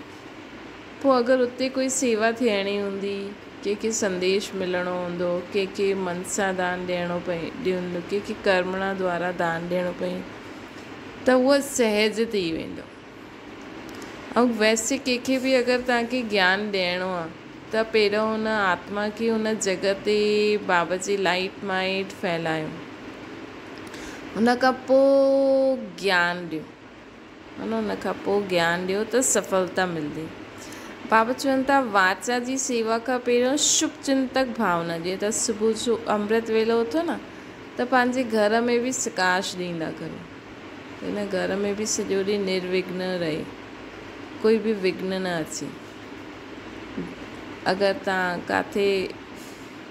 काॾे मिलण था वञो त उन्हनि माण्हुनि खे उन जॻह खे प्रकाश ॾिजो, संकल्प कजो बाबा हिते जो सेवा करणी आहे तव्हां मूंखां कराइजो, पोइ ऑटोमेटिकली तव्हांजी सेवा थींदी, वाचा जी सेवा जो फल निकिरंदो। त पहिरियों छा करिणो आहे, शुभ चिंतक भावना सां धरती खे तयार करिणो आहे। हिन करे पहिरियों सेवा जो आधार आहे शुभ चिंतक। हिन करे पहिरियों सेवा जो आधार छा आहे, असांखे शुभ चिंतक ठहिणो आहे। इहा भावना आत्माउनि जी ग्रहण शक्ति वधाईंदी आहे। जॾहिं असां इहा भावना शुभ चिंतक मतिलबु कि असां कंहिंखे सम्झायूं था त असां इहा भावना रखूं कि इहो ॿुधंदो, सम्झंदो, धारण कंदो। अगरि असां पहिरियों ई भावना रखंदासीं कि इहे त ॿुधंदा ई न, इहे त ॿिए धर्म जा आहिनि, इहे त टिकाणे वारा गुरू वारा आहिनि, इहे त ॿुधंदा ई न, असां पंहिंजो शुभ चिंतक ठही करे उन्हनि जे प्रति सुठो सोचे करे संकल्प करूं कि असां इन्हनि आत्माउनि खे ॿुधाईंदासीं त इहे ॿुधंदियूं, धारण कंदियूं, है न। पहिरियों सेवा जो आधार शुभ चिंतक आहे। इहा भावना, हिन भावना सां उन्हनि आत्माउनि में ग्रहण शक्ति वधंदी आहे। जीअं ॿारनि खे बि भले तव्हां रोज़ु सम्झायो था, रोज़ु उनखे चओ था कि ईअं न कर, ईअं न कर, ईअं न कर, त असांखे मन में भावना हुजणी खपे कि इहा आत्मा सम्झंदी, इहा आत्मा ईअं न कंदी, इहा आत्मा सम्झी वेंदी, सिखी वेंदी। ये शुभ चिंतक भावना सां ग्रहण शक्ति वधंदी आहे, जिज्ञासा खे वधाईंदी आहे। ऐं ज्ञान अगरि ज्ञान जी ॻाल्हियूं ॿुधाईंदासीं त उन्हनि में जिज्ञासा जी भावना बि वधंदी आहे। हिन कारण वाणी जी सेवा सहज ऐं सफल थी वेंदी आहे। त स्व जे प्रति स्वचिंतन वारो सदा माया प्रूफ रहंदो आहे। अगरि असां स्व जे प्रति स्वचिंतन कंदासीं न त असां सदा माया प्रूफ रहंदासीं।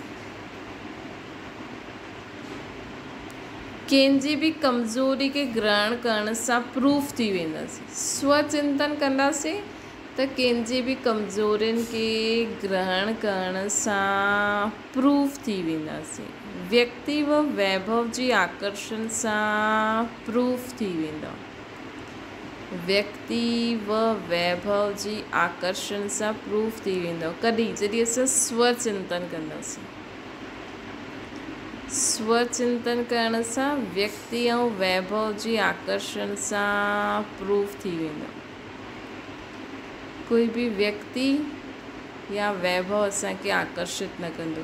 ये तरीक़ा आहिनि। अगरि असां आकर्षित थींदा आहियूं त किथे असां स्वचिंतन नथा करूं कि मां आत्मा आहियां, कंहिंजी संतान आहियां, मां हाणे केरु आहियां, हाणे भविष्य में मां काॾे वञण वारी आहियां, मूंखे छा प्राप्ति आहे।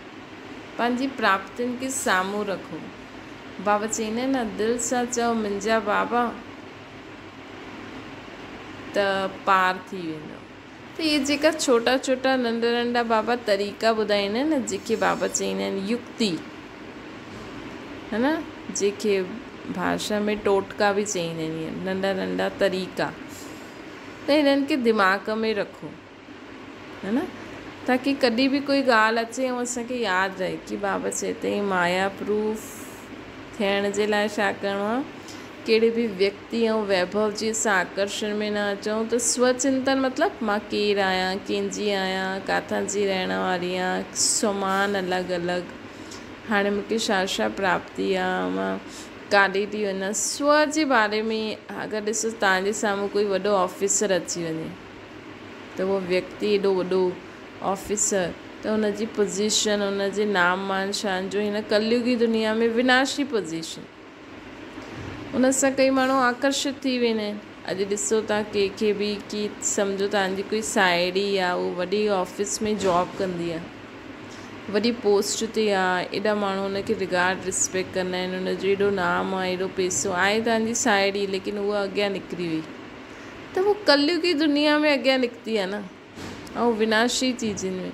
तव्हां पंहिंजे पाण खे ॾिसो, मां किथे आहियां, मां हिन दुनिया खां परे पंहिंजी सतयुगी दुनिया में 33 करोड़ देवी देवता आहिनि, मां हिकु देवी व हिकु देवता ठहिण जे लाइ पढ़ाई थी पढ़ां, मां स्वर्गवासी ठहिण जे लाइ पढ़ां। ऐं सभिनि खां वॾी पोज़ीशन छा मिली आहे मूंखे, कि मां भॻवान खे पहचानण वारी केॾी ऊची आत्मा आहियो तव्हां, कि तव्हां डायरेक्ट निराकार परम पिता, हुन त किताबी पढ़ाई पढ़ी करे वॾी पोज़ीशन धारण कई अथई न। मां दुनिया में वॾी पोज़ीशन, दुनिया में, पूरी दुनिया में 33 करोड़ देवी देवता आहिनि, मां जेका देवता हुननि जो त सभी गायन कंदा आहिनि न, हर हिकु देव या देवी जी कोई कहानी आहे न, त उन्हनि मां तव्हां हिकु आहियो, त तव्हांजी कथा, तव्हांजो नाम त ग्रंथनि में लिखजंदो। त हुन समय असांखे पंहिंजी पोज़ीशन यादि रहे कि मां केरु आहियां, कंहिंजी आहियां। मुंहिंजो दिमाग़ु केॾो सुठो आहे कि मां निराकार परमात्मा खे, जो हिन देश में न रहण वारो, पार ब्रह्म में रहण वारे परमात्मा खे असां पहचाने वरितो, है न, पार ब्रह्म में रहण वारे परमात्मा खे असां पहचाने वरितो, त मुंहिंजो दिमाग़ु सुठो, हिन जो दिमाग़ु सुठो, है न। भले असांखे उन्हनि खे रिगार्ड रिस्पेक्ट ॾियणो आहे, लेकिन उन्हनि जी पोज़ीशन सां, उन्हनि जे पहनावे सां, उन्हनि जे नाम मान शान सां प्रभावित न थियणो। त माया प्रूफ थियण लाइ, कहिड़े बि व्यक्ति व वैभव सां आकर्षित न प्रूफ थियण लाइ छा करिणो आहे, स्वचिंतन। त इहे जीअं तरीक़ो ॿुधाई न बाबा, हाणे तव्हां सॼो ॾींहुं चेक कजो पंहिंजे जीवन में या अॼु, कि मां कंहिंजे आकर्षण में अची वियमि। अगरि तव्हां अची बि वियो त तुरंत स्वचिंतन करे वठिजो, वैसे त न अचिणो खपे, लेकिन अगरि तव्हां अची बि वियो त तुरंत स्वचिंतन करो। बाबा चवनि था, ॿियनि जो कारण निवारण जे रूप में ॿुधायो, शुभ चिंतक ऐं स्वचिंतक ठहो। त हाणे बाबा चई न असांखे प्रत्यक्षता छो थी थिए, कल्ह बाबा अलॻि अलॻि तरीक़ा ॿुधाई न, कि ॿार कीअं पंहिंजी ग़लती न मञी करे ॿिए जे मथां विझी छॾींदा आहिनि, है न, महसूसता शक्ति कम थींदी आहे, त इन करे प्रत्यक्षता में देरी थी वेंदी आहे। छो जी प्रत्यक्षता त तॾहिं थींदी न जॾहिं असां सभु तयारु थी वेंदासीं। अगरि असां सभु तयारु न हूंदासीं ऐं बाबा पर्दो खोले छॾे, है न, असां सभु तयारु न हूंदासीं ऐं बाबा पर्दो खोले छॾे, त पोइ असांजा भक्त त वीचारा दुखी थी वेंदा। मतिलबु तयारु मतिलबु ॾिसो, हाणे अगरि बाबा पर्दो खोले ऐं तव्हांजे साम्हूं क्यू लॻी वञे, कोई दुखी आत्मा अचे, कोई ॾाढी परेशान आत्मा अचे, कंहिंजे मन में कहिड़ी ॻाल्हि, कंहिंजी ॿुधी में कहिड़ी ॻाल्हि, कंहिंजा स्वभाव संस्कार किना, अच्छा चलो बाबा पर्दो खोले, तव्हांजे अॻियां लाइन लॻंदी त सभी माण्हू ईंदा, कंहिंमें काम विकार ज़्यादा हूंदो, कंहिंमें क्रोध, कंहिंमें लोभ, कंहिंमें मोह, कंहिंमें अहंकार, कंहिंखे दुखनि जो पहाड़ हूंदो, कोई छा। तव्हां उन्हनि खे पंहिंजी दृष्टि सां शांत करे सघंदा आहियो। ये स्थिति चेक करो, विनाश कॾहिं थींदो, जॾहिं असां तयारु थींदासीं। हाणे तव्हांजे मोहल्ले में तव्हां ज्ञान वरितो आहे, बाबा त चईंदा आहिनि अंत समय कोई हिकु घर खां ॿिए घर न वञी सघंदो, त जॾहिं बाबा जी प्रत्यक्षता थींदी त सभु माउंट आबू त न वञी सघंदा, सभु सेंटर त न वञी सघंदा न, त तव्हांजे मोहल्ले में तव्हां वटि ईंदा न माण्हू, तव्हां मां ई उन्हनि खे लाइट नज़र ईंदी न। अंत समय प्रत्यक्षता कीअं थींदी, तव्हांजी आत्मा मां उन्हनि खे लाइट नज़र ईंदी। बाबा जेतिरी बि तव्हां हाणे लाइट भरो था हुन समय बाबा न ॾींदा, असां द्वारा ई जेतिरी हाणे असां लाइट भरूं था उन द्वारा ई आत्माउनि खे मुक्ति, जीवन मुक्ति जो वरसो मिलंदो। त सोचो तव्हांजी आत्मा में एतिरी लाइट मतिलबु ज्ञान गुण शक्तियुनि जी लाइट आहे कि हुन समय तव्हांजे साम्हूं कोई दुखी आत्मा अचे ऐं पंहिंजो दुख भुलिजी मुक्ति खे प्राप्त थिए।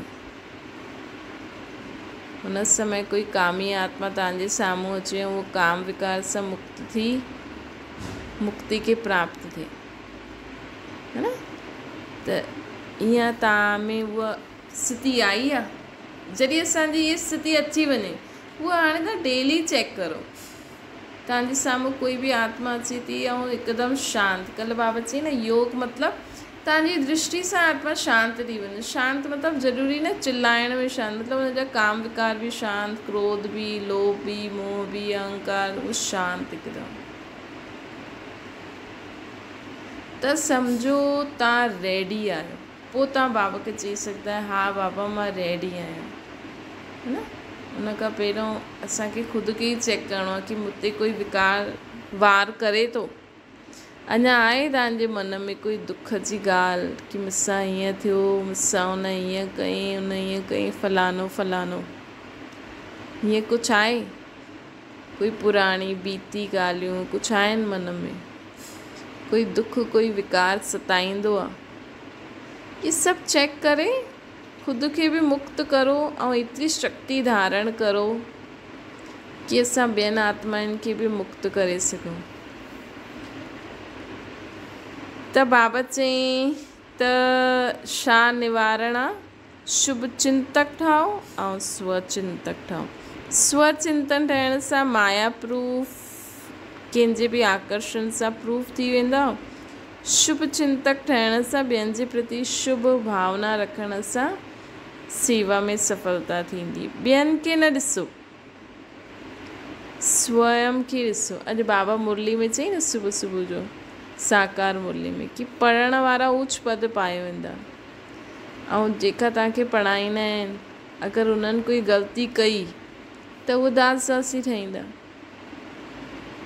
है न। त हिन करे बाबा असांखे चवनि था कि स्वयं खे ॾिसो। ॾिसो मुरली चाहे दीदी पढ़ाए थी, लेकिन सेम मुरली उहो बि दीदी बि पढ़नि था, असां बि पढ़ूं था, है न। लेकिन हुन मां धारणा, अगरि स्टूडेंट धारणा करे वेंदो अॻियां निकिरी वेंदो। ऐं तव्हां अगरि इहे ई ॾिसंदव दीदी त हीअं थी करे, दीदी त असांखे कराईंदी न आहे, दीदी त चार्ट रखाईंदी न आहे, दीदी त क्लास कराईंदी न आहे, दीदी दीदी दीदी कंदा रहंदव त बसि, है न। दीदी कराए न कराए, दीदी योग सिखाई, तव्हांखे मुरली पढ़णु सिखाई, श्रीमत की कीअं सम्झबो आहे उहो सिखाई। हाणे ख़ुदि पढ़ो, ख़ुदि सिखो, है न। त दीदी वटि ॿिया बि त कम हूंदा, अगरि नथी कराए सघे दीदी त तव्हां त सम्झो था न अॼुकल्ह त ऑनलाइन एॾो कुझु ईंदो आहे, है न। त हुन अनुसार बि असांखे कीअं पुरुषारत करिणो आहे, भले दीदी कराए न कराए, लेकिन बाबा त मुरली में ॿुधाए छॾींदा आहिनि न कीअं पुरुषारत करो। त उन रीति पंहिंजो पुरुषारत कंदा हलो, स्वयं खे ॾिसो, स्वयं करो, ॿियनि खे न ॾिसो, चाहे तव्हांजी दीदी छो न आहे, ॿियनि खे न ॾिसो।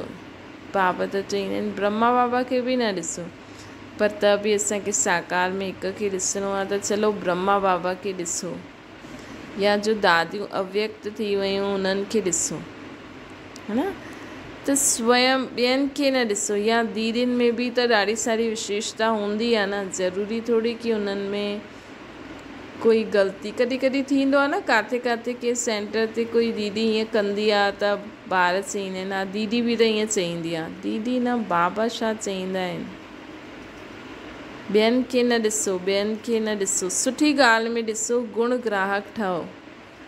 उन ॾींहुं बि बाबा चई न ग्रहण शक्ति तेज आहे त ॿियनि जी कमज़ोरियुनि खे ग्रहण करे वठंदा आहिनि। दीदी बि त पढ़ाई थी पढ़े न, पुरुषारत ई आहे न, है न।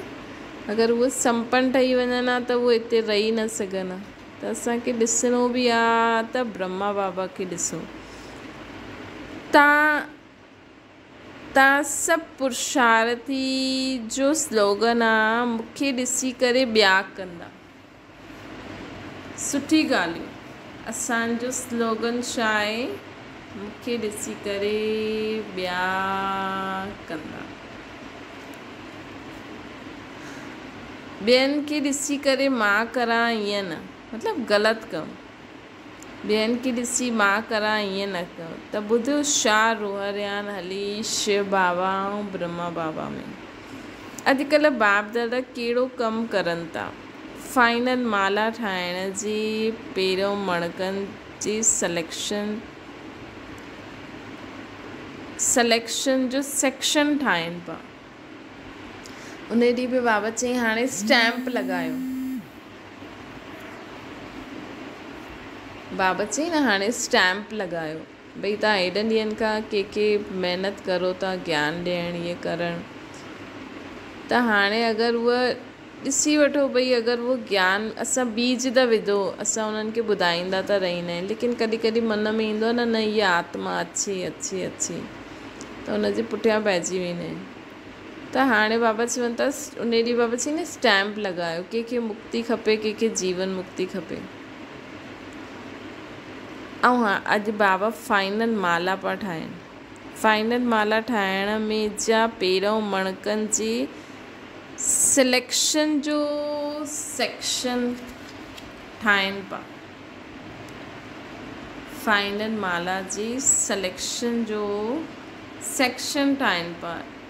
तॾहिं त जल्दी पिरोईंदा वेंदा न। पहिरियों मणकनि जी पहिरियों त सिलेक्शन कंदा, पोइ उन्हनि जा अलॻि अलॻि सेक्शन में वेंदासीं न। जीअं सूर्यवंशियुनि में बि 8 हूंदियूं, पोइ 8 में बि पहिरीं राजधानी में केरु उन्हनि जे राज्य में ईंदा। छो जो हिकु महाराजा महारानी मम्मा बाबा ठहींदा, पोइ हुन सां गॾु ॿिया राजा रानी बि त हूंदा न।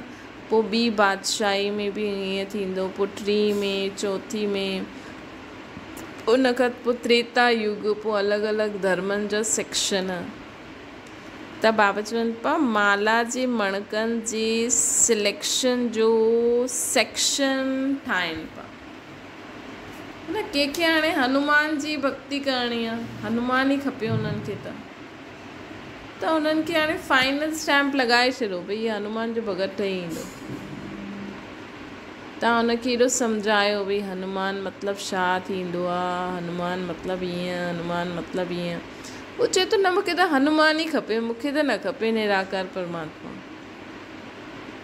त चल ठीकु आहे भई तूं हनुमान जो भॻत ई ठही अच, बाबा खे यादि करे चल ठीकु आहे हिन जो बि भलो थिए। त जीअं हुनखे स्टैंप लॻी वई। पोइ अगरि अचिणो हूंदो त अंत में अची वेंदो, बाबा कंदो। न अचिणो हूंदो त अंत ताईं हनुमान करे शरीर छॾे हली वेंदो। पोइ जीअं हनुमान जे भॻत सेक्शन में भक्ति भॻत सेक्शन में अची वेंदो, हुन में बि जो बाबा खे हनुमान जे रूप में पूजदो। छो जी हीअ बाबा जी शक्ति खे ई त हुननि हनुमान जो रूप ठातो अथनि न। त बाबा चवनि था त हर हिकु पंहिंजे पाण खे ॾिसे मां कंहिं सेक्शन में आहियां, कंहिं सेक्शन में आहियो था। शिव बाबा खे यादि करे योग लॻंदो आहे, डायरेक्ट निराकार परमात्मा सां योग आहे या ब्रह्मा बाबा द्वारा आहे। मतिलबु ब्रह्मा बाबा जे चित्र खे बि ॾिसो त के ब्रह्मा बाबा ई शिव बाबा खे भुलिजी वेंदा आहिनि, ऐं के दादी कंदा आहिनि। कोई जानकी दादी कंदा, जानकी दादी खे फॉलो कंदा।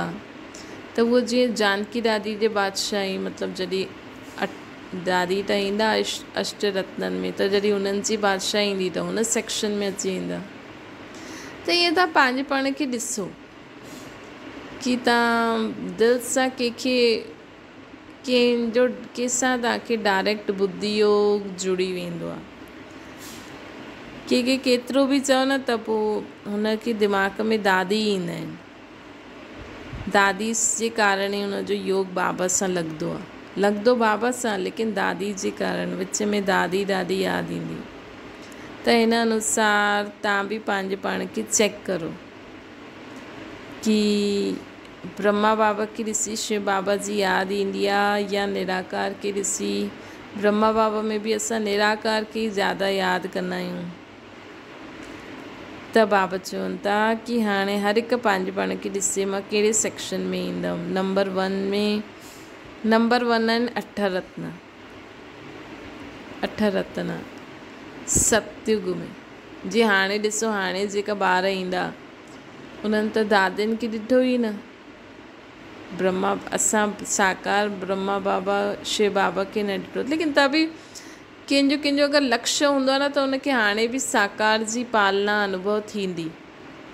कंहिंखे अगरि लक्ष्य हूंदो कि मां बि अव्यक्त पालना में अचां या त उहो जीअं अव्यक्त पालना जो अनुभव कंदा। कंहिंखे लक्ष्य हूंदो कि अरे मां बि दादियुनि खां ॾिसां या अगरि उन्हनि में बि कोई दादी हूंदी, अगरि वो उन्हनि द्वारा ई बाबा जो ठहिया त जीअं उहो हुन सेक्शन में ईंदा। त हाणे वारा जेका ईंदा जीअं दादियुनि खे बि न ॾिठो, दीदियुनि खे ई ॾिठो। कोई ईंदो न, चईंदा आहिनि हा मूंखे त बसि दीदी आहे, दीदी बसि जो चईंदी आहे मां दीदी कंदी आहियां। उन्हनि खे पोइ बाप दादा खे यादि कंदा आहिनि, लेकिन दीदी ज़्यादा कंदा आहिनि। त उहो जीअं हुन सेक्शन में अचे। त ॾिसो, पहिरों आहे 8 नंबर 8 रत्न, पोइ हुन खां पोइ आहे 100 रत्न, पोइ 16,000 16,108 जी माला आहे न, हुन में बि पहिरों 8, पोइ 100, पोइ 16,000। त हाणे 8 त 8 जी त मतिलबु हाणे उहो बि अव्यक्त थी विया। हाणे 100 में जो वॾी दीदियूं आहिनि हुननि मां कोई ईंदा 100 नंबर में, पोइ हुन खां पोइ बि 16,000 बीबियूं आहिनि। त उन अनुसार असां उन सेक्शन में ईंदासीं। नंबर 1 जी निशानी छा हूंदी? नंबर 1 अचण वारनि जो सहज साधना जो नंबर 1 ब्रह्मा बाप आहे। उन 1 खे ॾिसो। नंबर 1 में अचण लाइ ब्रह्मा बाबा खे ॾिसो। शिव बाबा खे त ॾिसणो ई आहे असांखे, छो जो निराकारी दुनिया में वञिणो आहे। पोइ हुन खां पोइ ॾिसणो कंहिंखे आहे? ब्रह्मा बाबा खे। हुन खां पोइ कंहिंखे ॾिसणो आहे? ब्रह्मा बाबा खे। ब्रह्मा बाबा जी जीवन कहानी पढ़ी करे पंहिंजे दिमाग़ में फिट करे छॾियो। ब्रह्मा बाबा जा जेका 18 क़दम आहिनि हुन रीति पंहिंजे जीवन में अॻियां वधंदा रहो। त बाबा चवनि था नंबर 1 में अचण जो सहज साधना जो नंबर 1 ब्रह्मा बाप आहे, उन 1 खे ॾिसो। ॾिसण में बि होशियार त आहियो न, अनेकनि खे ॾिसण जे बजाए हिक खे ॾिसो, है न। छा थींदो आहे, भले तव्हां सभिनि जी क्लासिस ॿुधो, जीअं न हाणे शिवानी दीदी जा जो क्लासिस ॿुधंदा आहिनि त उहो छा कंदा आहिनि? शिवानी दीदी ईअं चईं, शिवानी दीदी ईअं चईं, शिवानी दीदी ईअं चईं, त सम्झो इहो शिवानी दीदी जे सेक्शन में अची वेंदो। अरे शिवानी दीदी बाबा जी ॻाल्हियूं ॿुधाइनि था न, है न। त तव्हां इहे सोचो, कई ज्ञान अज्ञानी त चलो ठीकु आहे, लेकिन ज्ञान में हलण वारा ॿार बि शिवानी दीदी कंदा रहंदा आहिनि। शिव बाबा त भुलिजो, ब्रह्मा बाबा बि भुलिजो, दादियूं बि भुलिजियूं, त पोइ त शिवानी दीदी जे सेक्शन में ईंदा न। ज्ञान भले ॿुधो, क्लास भले करो, लेकिन यादि त बाबा खे करो न। असांजो बुद्धि योग त बाबा में हुजणो खपे न, कि हा भले ई शिवानी दीदी ॿुधाई, लेकिन कंहिंजी ॻाल्हि ॿुधाई? बाबा जी ॻाल्हि ॿुधाई। शिवानी दीदी खे ॾिसंदे हुए बि यादि बाबा खे करो, ताकी हुननि जो चहिरो न त दिमाग़ में फिट थी वेंदो, पोइ घड़ी उहो ई यादि ईंदो आहे। पोइ उहो जीअं ॿुधाईंदा आहिनि, जीअं तरीक़े सां ॿुधाईंदा आहिनि, पोइ उअं ई कॉपी कंदा आहिनि। शिवानी दीदी कहिड़ी ॻाल्हियूं ॿुधाईंदा आहिनि? अगरि तव्हां अव्यक्त मुरली पढ़ो त उहा अव्यक्त मुरली जी ॻाल्हियूं ॿुधाईंदा आहिनि, है न। त छा थींदो? पोइ असांजो बुद्धि योग हुन सां ई जुड़ी वेंदो न। पोइ अंत में बि असांखे शिवानी दीदी यादि ईंदी। तव्हां केतिरो बि कोशिशि करो, न बाबा सां बुद्धि योग लॻंदो, न ब्रह्मा बाबा सां, न दादियुनि सां। तव्हांखे शिवानी दीदी सां ई बुद्धि योग लॻल रहंदो। शिवानी दीदी ईअं सेखारियईं, शिवानी दीदी ईअं सेखारियईं, लेकिन बाबा जी ॻाल्हियूं ॿुधाईं। यहाँ तक कि तव्हांखे कोई मुरली बि ॿुधाईंदे न सेंटर ते, हुन समय बि तव्हांखे यादि शिव बाबा खे ब्रह्मा बाबा द्वारा ई करिणो आहे। तॾहिं त साम्हूं शिव बाबा ऐं ब्रह्मा बाबा जो चित्र हूंदो आहे न। त भले दीदी मुरली ॿुधाए थी, तव्हां बाप दादा खे ॾिसो या चलो दीदी खे बि ॾिसो था, लेकिन असांखे ॾिसंदे हुए बि बाप दादा खे यादि करिणो आहे, ताकी असांखे यादि रहे कि हा बाबा जी मुरली में बाबा छा चईं, न त उहो ई भक्ति मार्ग वारो थी वियो न, है न। असांजे ज्ञान में नवीनता इहा ई आहे, असां चईंदा आहियूं न बाबा ईअं चईं, बाबा ईअं चईं, बाबा ईअं चईं। शिवानी दीदी काथां अची विच में, उहो त बाबा जी ॻाल्हियूं था ॿुधाइनि न, है न। त बाबा शिवानी दीदी ॿुधायूं, उहो पंहिंजो मनन चिंतन कंदा बि, त उन्हनि खां सिखो भले, लेकिन यादि असांखे बाबा करिणो आहे, ऐं मुख में ॻाल्हियूं बाबा जी यादि अचणी खपनि। जेतिरो तव्हां मुरली ते ज़्यादा ध्यानु ॾींदव न, ओतिरो तव्हांखे यादि ईंदो कि हा बाबा अॼु मुरली में ईअं चईं। जेतिरो तव्हां ध्यानु सां शिवानी दीदी जी क्लास था ॿुधो, ओतिरो तव्हां ध्यानु सां मुरली ॿुधो, त तव्हांजे मुंहं में ऑटोमेटिकली बाबा अची वेंदो, ऑटोमेटिकली तव्हांजो ध्यानु बाबा वटि हली वेंदो। ऐं तव्हांखे शिवानी दीदी विस्तार करे ॿुधाईंदा आहिनि, उहो पंहिंजो मनन, बाबा जीअं सेखारींदा आहिनि हुनजो मनन चिंतन करे अव्यक्त मुरलियुनि द्वारा ॿुधाईंदा आहिनि। त तव्हां जॾहिं उहो मुरली ॿुधंदव ऐं मनन चिंतन कंदव त तव्हांजो दिमाग़ बि खुलंदो न, पंहिंजी बि त महिनत थींदी न। तव्हां बाबा सां बि ॿुधियो, हिन खे ई त चइबो मनन करणु, मनन शक्ति तॾहिं वधंदी। न त अगरि सॼो ॾींहुं असां बसि क्लासिस ई ॿुधंदा रहंदासीं, ख़ुदि मनन चिंतन न कंदासीं, त असां बसि उन्हनि में ई अटकी पईंदासीं। मनन चिंतन करण सां पॉइंट यादि रहंदी, बाबा यादि रहंदो, असांजो दिमाग़ बि खुलंदो। करे ॾिसो तव्हांखे ॾाढो फ़ाइदो थींदो। त बाबा अॼु असांखे चवनि था कि हाणे चेक करो मां कहिड़े सेक्शन में ईंदमि। अगरि तव्हांखे नंबर 1 में अचिणो आहे त सी father follow father, Brahma Baba खे ॾिसो। ये अव्यक्त मुरलियूं, ये सभु बाप दादा साकार ऐं ये अव्यक्त मुरलियूं विस्तार, मतिलबु मनन चिंतन, जो ब्रह्मा बाबा बि मनन चिंतन कई, उहे बि इन में ॻाल्हियूं आहिनि। त ॾिसण में त होशियारु आहियो, अनेकनि खे ॾिसण से बजाए हिक खे ॾिसो, है न। या उषा दीदी मुरली ॿुधाईंदा, हा मां उषा दीदी जी मुरली ॿुधी आहे। उषा दीदी जी मुरली काथां आई? ये त बाबा जी मुरली आहे न। मतिलबु चइण में जेको असां चऊं था न त असांखे उषा दीदी उषा दीदी उषा दीदी यादि रहंदी। उहो कमल भाई ईअं ॿुधाईंदो आहे, उषा दीदी ईअं ॿुधाईंदी आहे, ईअं सूरज भाई ईअं ॿुधाईंदो आहे। बाबा त विया, बाबा खे विच में रखी उन्हनि जी ॻाल्हि ॿुधो त तव्हांजे दिमाग़ में बाबा वेंदा न। अंत में त असांखे बाबा खे यादि करे वञिणो आहे न, ज्ञान बि ख़तमु थी वेंदो। सार मां आत्मा ऐं बाबा त सहज, बाबा चवनि था हाणे हिक खे ॾिसो त सहज थियो या मुश्किल? सहज आहे न, त 8 रत्ननि में अची वेंदो। अगरि हिक खे ॾिसंदव त 8 रत्ननि में अची वेंदो। सेकेंड ऐं थर्ड खे बि ॼाणंदा ई आहियो, है न। सेकेंड ऐं थर्ड खे बि, मतिलबु ॾिस, फर्स्ट नंबर त ब्रह्मा बाबा अची वियो, सेकेंड नंबर मम्मा। चलो ठीकु आहे, ब्रह्मा बाबा न त मम्मा खे यादि करो, मम्मा खे न त दादियुनि खे यादि करो। मतिलबु दादी ईअं चई, दादी ईअं चई, दादी वैसे त असांखे बाबा खे ई यादि करिणो आहे, लेकिन तव्हां दादियुनि जी बि क्लास ॿुधंदव त तव्हांजो दिमाग़ बुद्धि योग हुननि सां जुटंदो, त तव्हां 8 रत्ननि जी बादशाही में अची वेंदव।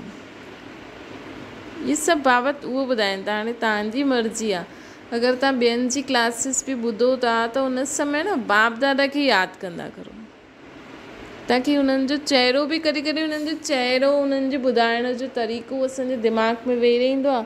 पोइ सॼो ॾींहुं बसि हा उन सूरज भाई जी ईअं पिया ॿुधाइनि, कमल भाई जी ईअं पिया ॿुधाइनि, शिवानी दीदी ईअं पई ॿुधाए, उषा दीदी ईअं पई ॿुधाए, लेकिन उहो कंहिंजो ज्ञान था ॿुधाइनि? बाबा जो ज्ञान मनन चिंतन करे तव्हांखे ॿुधाइनि था। बाबा खे यादि करो त असां हुन अनुसार हुन सेक्शन में ईंदासीं। त बाबा सेक्शन तयारु पिया करनि मणकनि जो सलेक्शन पा करनि त तव्हां बि डिसाइड करो, चेक करो। अञा बि असां पुरुषारथ करे फर्स्ट राजधानी में अची सघंदा आहियूं। जीअं भाग्य में पंहिंजे खे अॻियां रखंदा आहियो, वैसे त्याग में पहिरियों मां चऊं, है न। जीअं भाग्य में पहिरियों पंहिंजे खे रखंदा आहियो न अॻियां, ईअं त्याग में बि मां चऊं। जॾहिं त्याग में हर हिकु ब्रह्मण आत्मा पहिरियों मां चईंदी त भाग्य जी माला सभिनि जे गले में पइजी वेंदी। जेतिरो जेतिरो असां त्याग में नंबर 1 रहंदासीं न, ओतिरो असांखे भाग्य जी माला नंबर वार मिलंदी, है न। त्याग मतिलबु जो पुराणी दुनिया जी जो बि ॻाल्हियूं आहिनि, रावण जी जो बि प्रॉपर्टी आहे, त बाबा असांखे चवनि था कि उहो ई भाग्य में बि पहिरियों नंबर मां हुजणो खपे।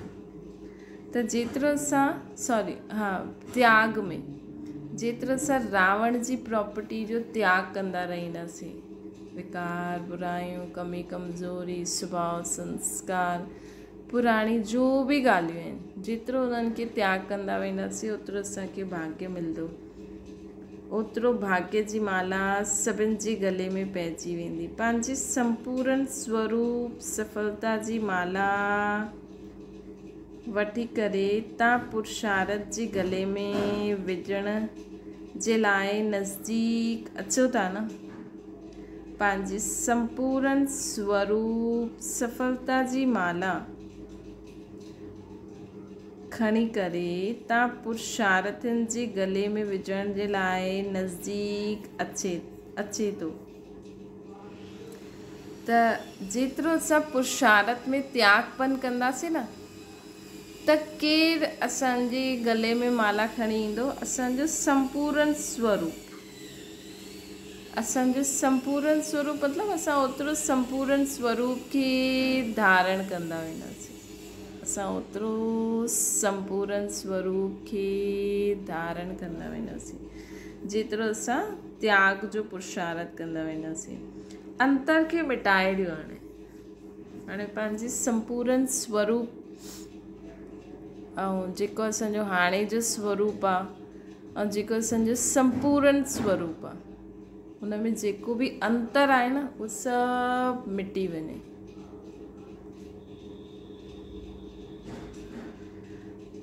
हम सो फ़रिश्तो जो मंत्र पक्को करे वठो। असां फ़रिश्तो आहियूं, इन जो मंत्र पक्को करे छॾियो त साइंस जो यंत्र पंहिंजो कमु शुरू कंदो। जॾहिं असां फ़रिश्तेपन में स्थित थियण जो पुरुषार्थ पक्को करे वठंदासीं, मतिलबु ओड़ो ठही वेंदासीं, मंत्र पक्को करे वठंदासीं कि मां फ़रिश्तो आहियां, कि मां फ़रिश्तो आहियां, त केरु पंहिंजो कमु शुरू कंदो? साइंस वारा। जॾहिं असां हिन में पक्का थी वेंदासीं कि मां फ़रिश्तो आहियां, त ओतिरो जल्दी साइंस वारा पंहिंजो कमु शुरू कंदा। हम सो फ़रिश्ते सां हम सो देवता ठही नई दुनिया में अवतरित थी वेंदासीं। हम सो फ़रिश्ते जो मंत्र पक्को करे वठो त साइंस वारा पंहिंजो कमु शुरू करे छॾंदा। शुरू करे वठो था न। हाणे त ॾिसो इंडिया पाकिस्तान जी लड़ाई बि शुरू थी वई, है न।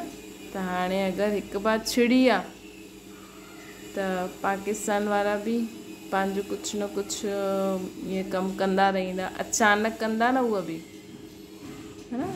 भारतवासी त वरी बि ॿुधाए करे कयनि, लेकिन डेट समय न ॿुधाइनि। लेकिन जीअं पाकिस्तानी आया, आतंकवादी आया, ईअं किथे बि कॾहिं बि अचानक हाणे कुझु बि थी सघंदो आहे। शुरू त थी वई लड़ाई, हेसि ताईं अची विदेश खां शुरू थी हेसि ताईं अची वई। हाणे त हाणे असांखे कहिड़ो मंत्र पक्को करिणो आहे? हम सो फ़रिश्तो। हम सो फ़रिश्ते जो मंत्र पक्को करो त साइंस वारा पंहिंजो कमु पूरो कंदा। हम सो फ़रिश्ते सां पोइ असां सो देवी देवता ठही वेंदासीं, पोइ नई दुनिया में अवतरित थी वेंदासीं। ईअं साकार बाप के फॉलो करो। साकार के फॉलो करण त सहज आहे न, त संपूर्ण फ़रिश्तो अर्थात साकार बाप के फॉलो करण। संपूर्ण फ़रिश्तो अर्थात साकार बाप के फॉलो करण। अॼु कर्नाटका जो जोन आयो आहे। कर्नाटका जी विशेषता ॾाढी सुठी आहे। कर्नाटका वारा क्षमा ते परवाना ठही जलण में होशियार आहिनि। हुते परवाना ॾाढा आहिनि, जलण में नंबर 1 आहिनि, मतिलबु बाप जे मथां निछावर थियण में। जेका साउथ जा माण्हू हूंदा आहिनि न, कर्नाटका हिन साइड वारा जेका माण्हू आहिनि न, उहे ॾाढी जल्दी भावना वारा हूंदा आहिनि न, त उन्हनि खे इहे ज्ञान जो कोई बि ॿुधंदो आहे न, उते भॻवान जो थोरो बि कुझु ॾिसंदा आहिनि त झटि विश्वास करे वठंदा आहिनि, झटि उन ते निछावर ॾेई वेंदा आहिनि, पंहिंजा पैसा बि ॾियण लाइ तयारु थी वेंदा आहिनि। जलण खां पोइ लेकिन हलणो हूंदो आहे न, जली त विया मतिलबु पुराणे सां जली आहे, लेकिन जेको नयो धारण कयो आहे उन रीति हलणो बि आहे न, त जलण में ॾाढा होशियार आहिनि। हलण में थोरो छा कंदा आहिनि, हलण में हलंदे हलंदे बाइपला ॾाढा ॾेखारींदा आहिनि, है न। हलण में थोरो छा कंदा आहिनि, थोरो बाइपला ॾेखारींदा आहिनि। भावना मुहूर्त नंबर 1 आहिनि। भावना मुहूर्त में नंबर 1 आहिनि। भावना ॾाढी आहे। स्नेही और सहयोगी मुहूर्त बि आहे, है न।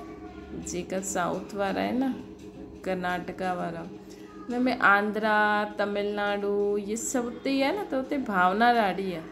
स्नेह और सहयोगी बि ॾाढा आहिनि, स्नेही बि आहिनि। कर्नाटका निवासियुनि जी विशेषता रचयिता ठहिण में होशियार आहे। रचयिता ठहिण में होशियार आहिनि। विष्णु ठहिणु कमु ईंदो आहे, मतिलबु ब्रह्मा ठही वेंदा आहिनि, स्थापना थी करे वठंदा आहिनि, लेकिन पालना न करे पाईंदा आहिनि, विनाश बि करे छॾींदा आहिनि बाबा जी न। जली बि वेंदा आहिनि, ख़तमु बि करे छॾींदा आहिनि, ज्ञान बि वठी वठंदा आहिनि, लेकिन विष्णु ठहिण में घटि आहिनि। लेकिन असांखे स्थापना बि करणी आहे, नयो असां ॿुधूं बि, पुराणो जलायूं बि, ऐं पोइ उनखे उन रीति हलूं बि, तॾहिं विष्णु ठही वेंदासीं। शंकर रूप अर्थात विनाशकारी विघ्न विनाशक, हुनजे बि पुरुषार्थी हाणे ॿियो ज़्यादा खपे, है न। शंकर रूप अर्थात विघ्ननि खे विनाश करण वारो, पंहिंजो पुराणो सभु कुझु ख़तमु करण वारो। हुन में असांखे बाबा निमित्त कर्नाटका वारनि खे चवनि था, लेकिन असां सभिनि खे चेक करिणो आहे कि मुझ में ब्रह्मा शंकर विष्णु जी विशेषतायूं आहिनि। स्थापना विनाश पालना, न, स्थापना विनाश पालना, इन में मां चनीन में मुंहिंजो बिल्कुलु ठीकु आहे।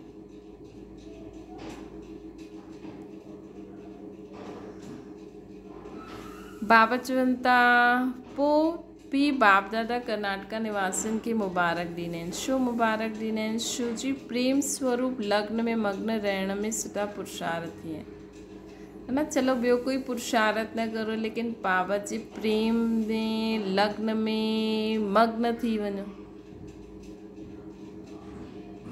बाबा जे प्रेम में मग्न में, प्रेम स्वरूप लग्न में मग्न थी वञो।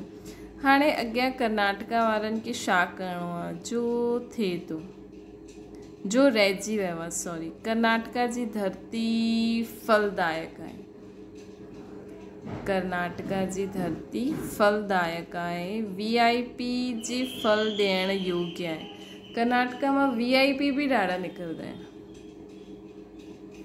कर्नाटका में VIP भी ॾाढा निकिरंदा आहिनि, ऐं सहजी संबंध में अचण वारा बि आहिनि। VIPs भी ॾाढा निकिरंदा आहिनि, ऐं सहज संबंध में भी अचण वारा आहिनि। सिल्वर जुबली में प्रत्यक्ष फल न ॾिनो,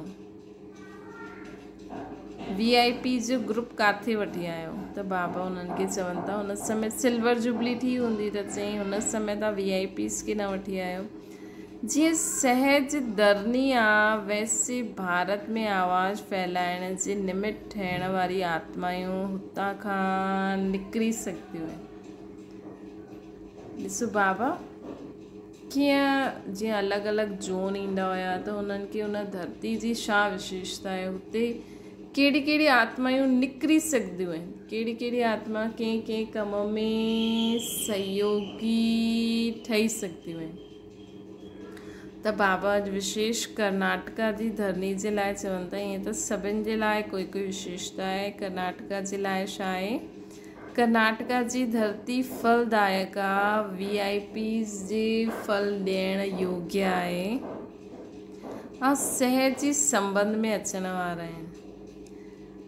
जीअं सहज धरनी आहे वैसे भारत में आवाज़ फैलाइण जे निमित ठहिण वारी आत्मायूं बि हुतां खां निकिरंदियूं। भारत जी हिस्ट्री में नामी ग्रामी आत्मायूं कर्नाटका में ॾाढियूं आहिनि। जीअं हिकु द्वारा ॾाढनि जो कल्याण सहज थी सघंदो आहे। त हाणे कर्नाटका में बाबा चवनि था अहिड़ी अहिड़ी आत्मायूं आहिनि जो बाबा जे ज्ञान खे दुनिया ताईं पहुचाए सघंदियूं आहिनि, फैलाए सघंदियूं आहिनि।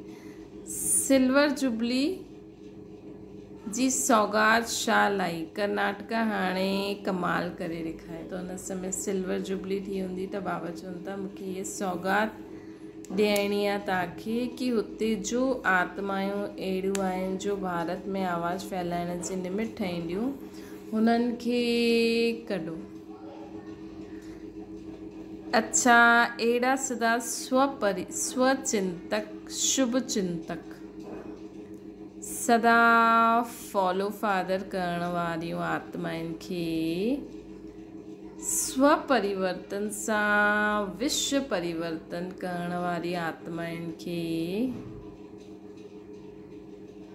अहिड़ा विश्व कल्याणकारी सर्व आत्माउनि द्वारा सत्कारी सदा त्याग में पहिरियों मां करण वारी आत्माउनि खे अहिड़े श्रेष्ठ भाग्यशाली मास्टर सर्वशक्तिवान आत्माउनि खे बाबा संगे केॾा सारा सुमान था ॾियनि। हिकु हिकु सुमान जे स्वरूप में स्थित थी वञो त बि केॾो सुठो आहे न। हिकु हिकु सुमान हर घंटे हिकु हिकु सुमान मतिलबु हिकु ड्रेस उन स्थिति में स्थित थी करे रहो त जीअं हर घंटे असां अलॻि अलॻि ड्रेस पाए करे पंहिंजो कमु करूं था न, त अहिड़ा श्रेष्ठ भाग्यशाली मास्टर सर्वशक्तिवान आत्माउनि खे बाप दादा जो यादि प्यार गुड मॉर्निंग ऐं नमस्ते। असांजी बि माता पिता बाप दादा खे यादि प्यार गुड मॉर्निंग ऐं नमस्ते। बाबा खे यादि करो।